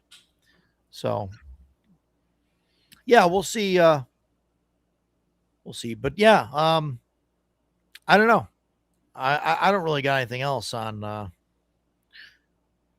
sizes or No, I think a lot of it, depends on what you're trying to do. If you're trying to do a one Yeah. shot, you don't need a lot. But if you're trying to run long, like I'm going on year 5 of my CNC campaign, and I steal from all sorts of sources. I don't stick to one, but you need a little bit, right? Like Mhm. I think. I mean, I don't think I wouldn't try to do the same thing with Shadow Dark. I like Shadow Dark. Yeah. I haven't, but I wouldn't try to run a 5-year campaign. Yeah, right. So that's like my thing. Like I want to have something simple, but something that also I can use long term. Simple I with mean, I'm not longevity is looking- hard. Yeah. Right. I think you can still get like relatively simple games. They don't like I'm not switching to like Pathfinder 1E to run my, long campaign. I like Pathfinder Right. 1E, but my brain doesn't go that way with the math and stuff these days. But I steal stuff from it, but I would never run it. I would play it as a player because I only have to worry about one thing, my character. As a game master, I've been there, done that, and Yeah. I don't want to do that heavy lifting. Yeah, there's definitely some things that I would want to try and put into a game that would make it more difficult. So I got to try and find a way to make it less so, but yeah, we'll see. We'll see It's where it an easy goes. thing. I mean, I designed like a character class for CNC, and I was like, I don't know how people design entire games. Like I have no desire to do that. My brain doesn't work that way. Yeah. I wouldn't I'll mind have to- designing adventures and stuff, but like Yeah. a game system, no. I'll just either find something that I like to play because there's more power to people that want to do it. I mean, we need people to do that stuff. But I would, for me personally, I would rather just. There's got to be something out there that will work for what I want to do. you know. Yeah. Or I'll have to can put together hodgepodge it. something that I'll have to put together something and show it to you guys. And Yeah. you know, I don't know if it would last long term, but Only way I'll know is if you try. But well, just because the mechanics are going to be somewhat simplified. You know, that there's some things I think will be more. Yeah, I mean, for the most part, it'd be more of a simplified thing. So, you know, so I don't know. Well, my personal, you know, stuff, but you know, the classes are going to be hard for me because like I don't think we need that many classes, but I know that there's people just that drop think your we need 2. them, so yeah. Sword guy, book guy, done. no, Yeah. I mean, I think I would try and make my classes fit the theme that I'm gonna go for. Now, would you make a world alongside it? Yeah, well, no. So yes and no. Like I think I would leave it simple. I would basically explain the idea of the world and what I About see. Like a gazetteer. Yeah, but not like populate full things and you know, and say, hey, do what you want with this stuff. Right. Run so the stuff like wherever. you would have an entry that says something along the lines of, oh, I don't know, just as an example that's coming to my mind right now.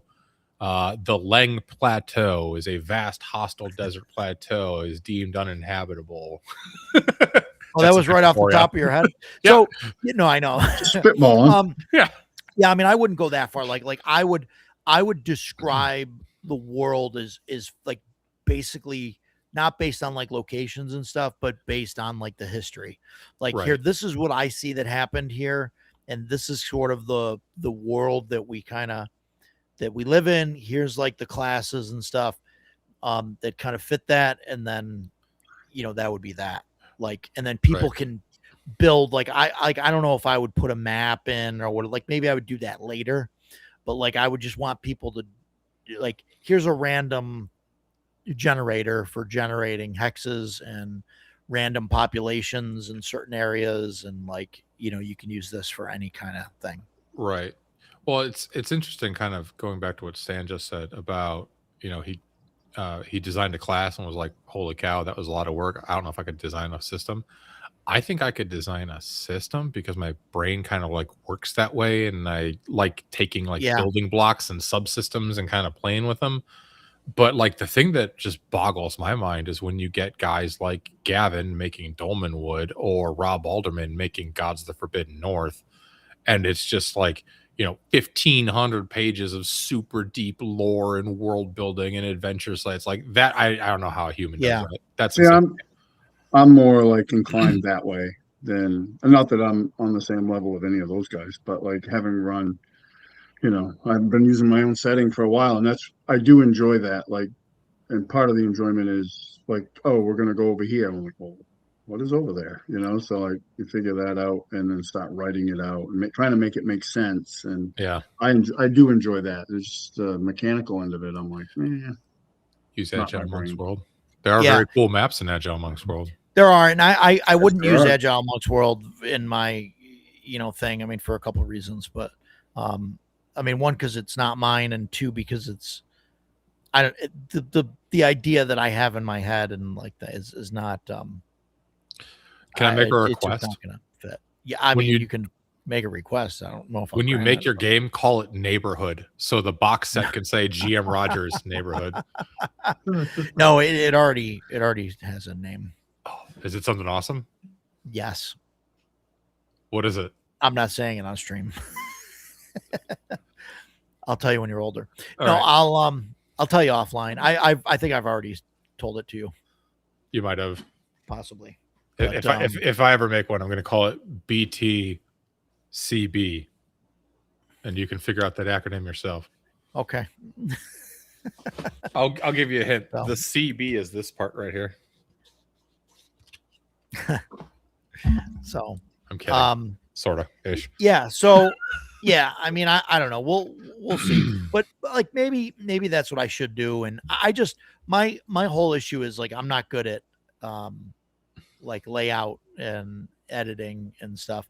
No. Agile. Hang on. Look, it's not that. I know you're kidding, right? But like it's not that your world wouldn't fit because my brain works in this weird way that it does. Like it just I can't use like a standard fantasy world, like because of things that I know already about the world. So, yeah. So there has to be more than just fantasy stuff in there. There is going to be a bit of sci-fi things and that in there. So, yeah. And yeah, to Matt's point, like there's a ton of stuff out there to make, generative tools. And like, a lot of those have wonderful tables and stuff. I really kind of like the Shadow Dark kind of thing that where it's just super simplified and it's like, here's the hexes and here's just roll these and you can, generate stuff.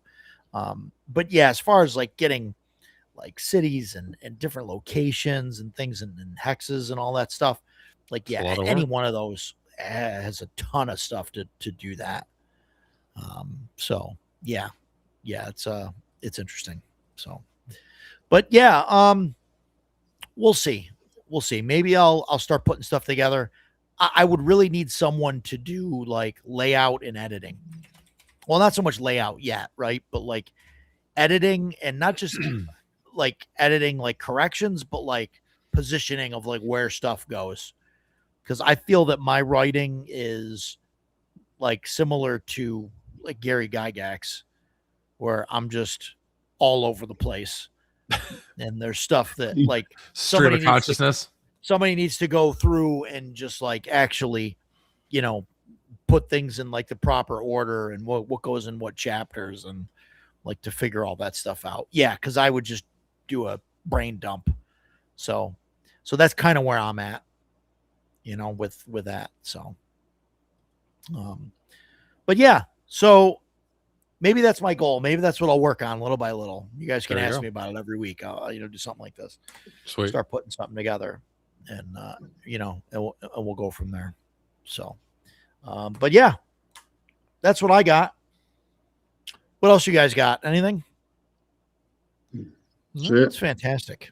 Thanks for having me. You me. guys are wonderful. Thanks for. Oh, absolutely. I got a bunch of books that I grabbed and dropped all around me so I could hold it up for the camera. That was fun. Yeah. I got a pile that I got to try to put away. Yeah. I do that too. So. I do that too. So no, I think, it's pretty good. Pretty good topic. Roger is a professional editor and ghostwriter support person. Yeah, I do. And a layout. That's what I need. Yeah, but layout can come later. True. Like I need to write all this stuff down. Chubby writes his stuff in the layout, which is wild to me. That is insane. Yeah. Like I get it. I get why he does that. Yeah. And I would want to do that, but I just can't because I'll go back and edit things and change things so much that it'll screw with the layout. Yeah. So, I mean, but that's why his stuff is amazing. It's pretty freaking amazing. But yeah, so I mean, I think that's what I got to do is just open up Notepad++ and just start writing. All right, I'm going to make a suggestion. At least use Obsidian. So the poor bastard that has to sort your train of thought can at least break it up into little subnotes and have a little directory structure to it. So no, I mean, you don't think I should just use something like a Google Doc or something? I mean, if you want to make Hordwars. Todd used Google Docs.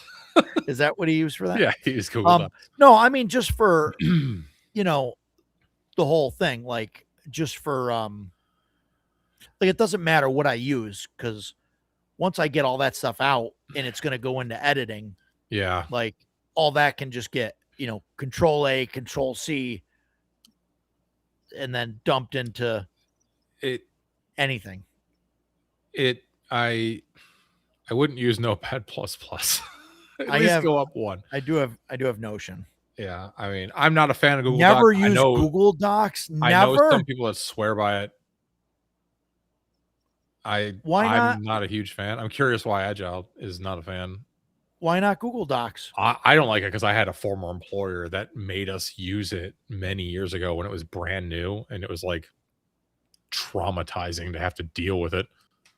I mean, I've got a bunch of stuff on Google, and so like it helps to like have stuff in one uniform place. Yeah, I do too. And so I can like work on all that stuff. So I mean, I get that's why like Notion and all that, but I mean, I have a lot of stuff on Google Docs. So I'm curious as to why you don't like that. Yeah, right. Okay, but how about a reason, Agile? How about a why? And what do you mean? So Roger, if you supported the Kickstarter, right? What do you mean if?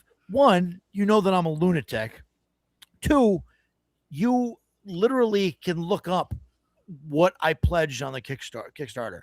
I was at the $145 pledge, whatever level that is. Oh, that's where I was at, the 145 one. I was at Tropic Thunder. So there's no if. No if. I can come on the show sometime and tell you why you should not, from any insider government reasons that I am aware of. Yeah, but okay. I'm sure it has to do with like data farming and access and if it's got anything to do with that, I'll give you one guess as to how many fucks I give. No, look. Yeah, right. Dan's right. Dan is correct. But no, I get it. I get it, right? But like, I don't get, like, I'm not, it's not my personal diary. It's not my personal diary. And now you're just messing with me. All right.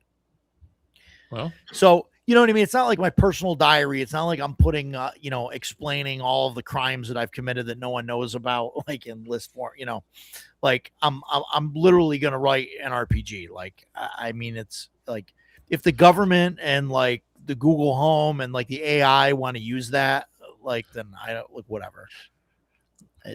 I look forward to like asking Codex a question and it comes back and it's like, well, according to my search of my secret government database in which I accessed Game Master Roger's Neighborhood prototype RPG. Yeah. I use Kate. I don't know if that's, Is Kate cute? Yeah. I'm wondering when you say you use Kate. What exactly do you mean? All right. You should go with Obsidian. Obsidian's great. There's an option to pay for. My author buddies all use Google Docs. Makes collaboration with editors super easy. Yeah. It's a Linux app. I'm okay with that. I like Linux. I'm okay with that. Well, I guess that goes into like, Dan, are you going to be one of my editors? Sure, I'll edit your book. I like reading. So no, I mean, I need to find like people to like put, stuff, like I said, in order and, keep my stream of go from stream of thought into, a book. Well, after being staff at CNY, I feel like I speak fluent Roger now, so that should help. Yeah, I think I'm on several lists, Agile anyway. So for a couple different reasons. I mean, one was a lot of book purchases back in the day. And the other is I were gave, they cookbooks? Yes. Yes, they were, amongst other things. What was I forget was it CRB Research or something? Was that the place that was selling all this stuff? Anyway, so yeah, and I had a thing with customs for a while, and I was screaming at those guys, so I'm sure that my face is up there somewhere. Kate is packed with features that will make it easier for you to view all of your text files. Kate will also let you edit and view many files at the same time. Okay. Oh, God. Fantastic. I'm going to hell. What? What'd I say? Nothing. TBR. See, he knows. Kate is packed was funny to me. I had a girlfriend in college named Kate. Kate is packed. Mm-hmm. Yep. The ride plugins, including embedded terminal, that lets you launch console commands. Okay, cool. Yeah. It's fantastic. Yeah, CBR. Yeah, I don't know whatever happened to them, but I spent a lot of money there on books and things. Still have some of them.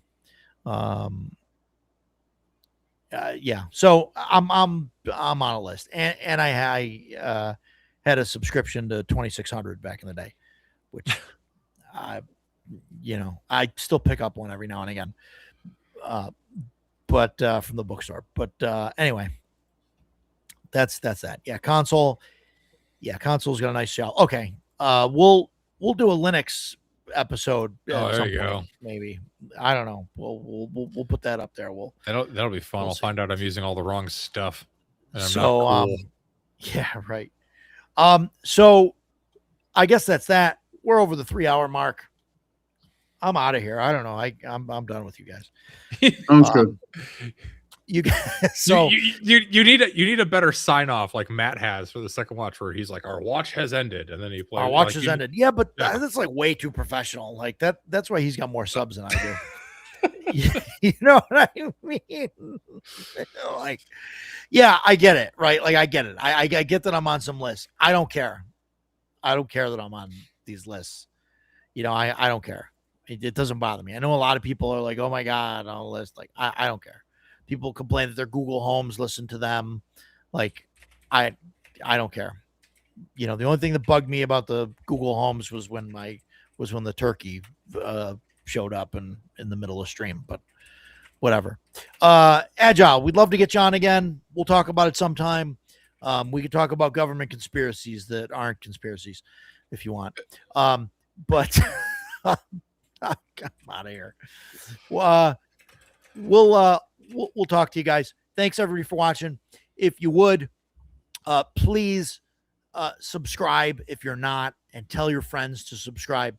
Tell your friends, parents, loved ones, all that stuff to subscribe. If not, because you don't do it because you want them to listen to me. Just tell them to sub and then uncheck the bell. I just want to beat Jeff in subs. That's my goal. I just want to get ahead of Jeff. That's my only thing. So if you guys could do that for me, that'd be absolutely fantastic. I appreciate it. We want to get ahead of Jeff. We want to get ahead of Jeff. I got a lot longer to go. And like, share, subscribe to Dan as well. And Stan, I don't know, you got 3 times the subs as I do, so you're doing fine on your. No, if you're not subscribed to Stan's channel, subscribe to Stan's channel. He's got some great miniature stuff. Stan has really cool session recaps. Some painting and stuff. Yeah, and he's got session recaps, and that stuff is absolutely fantastic. Way better than my session recaps would be, because my session recaps would be me showing my horrible doodles on a whiteboard. Well, so I feel like session recaps too would also kind of go against your whole stream of consciousness, like exactly style, So, but more on that maybe next time. We'll see. So please like, share, subscribe. We'll see you guys on the next one. Don't forget, tomorrow night doing the stuff with Todd, Jason, and Matt, and more stuff coming from Dan and I, and more of my solo content. If you want to see me, do it alone, then you can get more of that. So I gotta get out of here before I get demonetized. That's your sign off. If you want to see me do it alone. It's fantastic. Well, I thought it made perfect sense. All right, I'm out. Take care, everybody. I love you, Roger. Bye, everybody. Take care, everybody. Bye.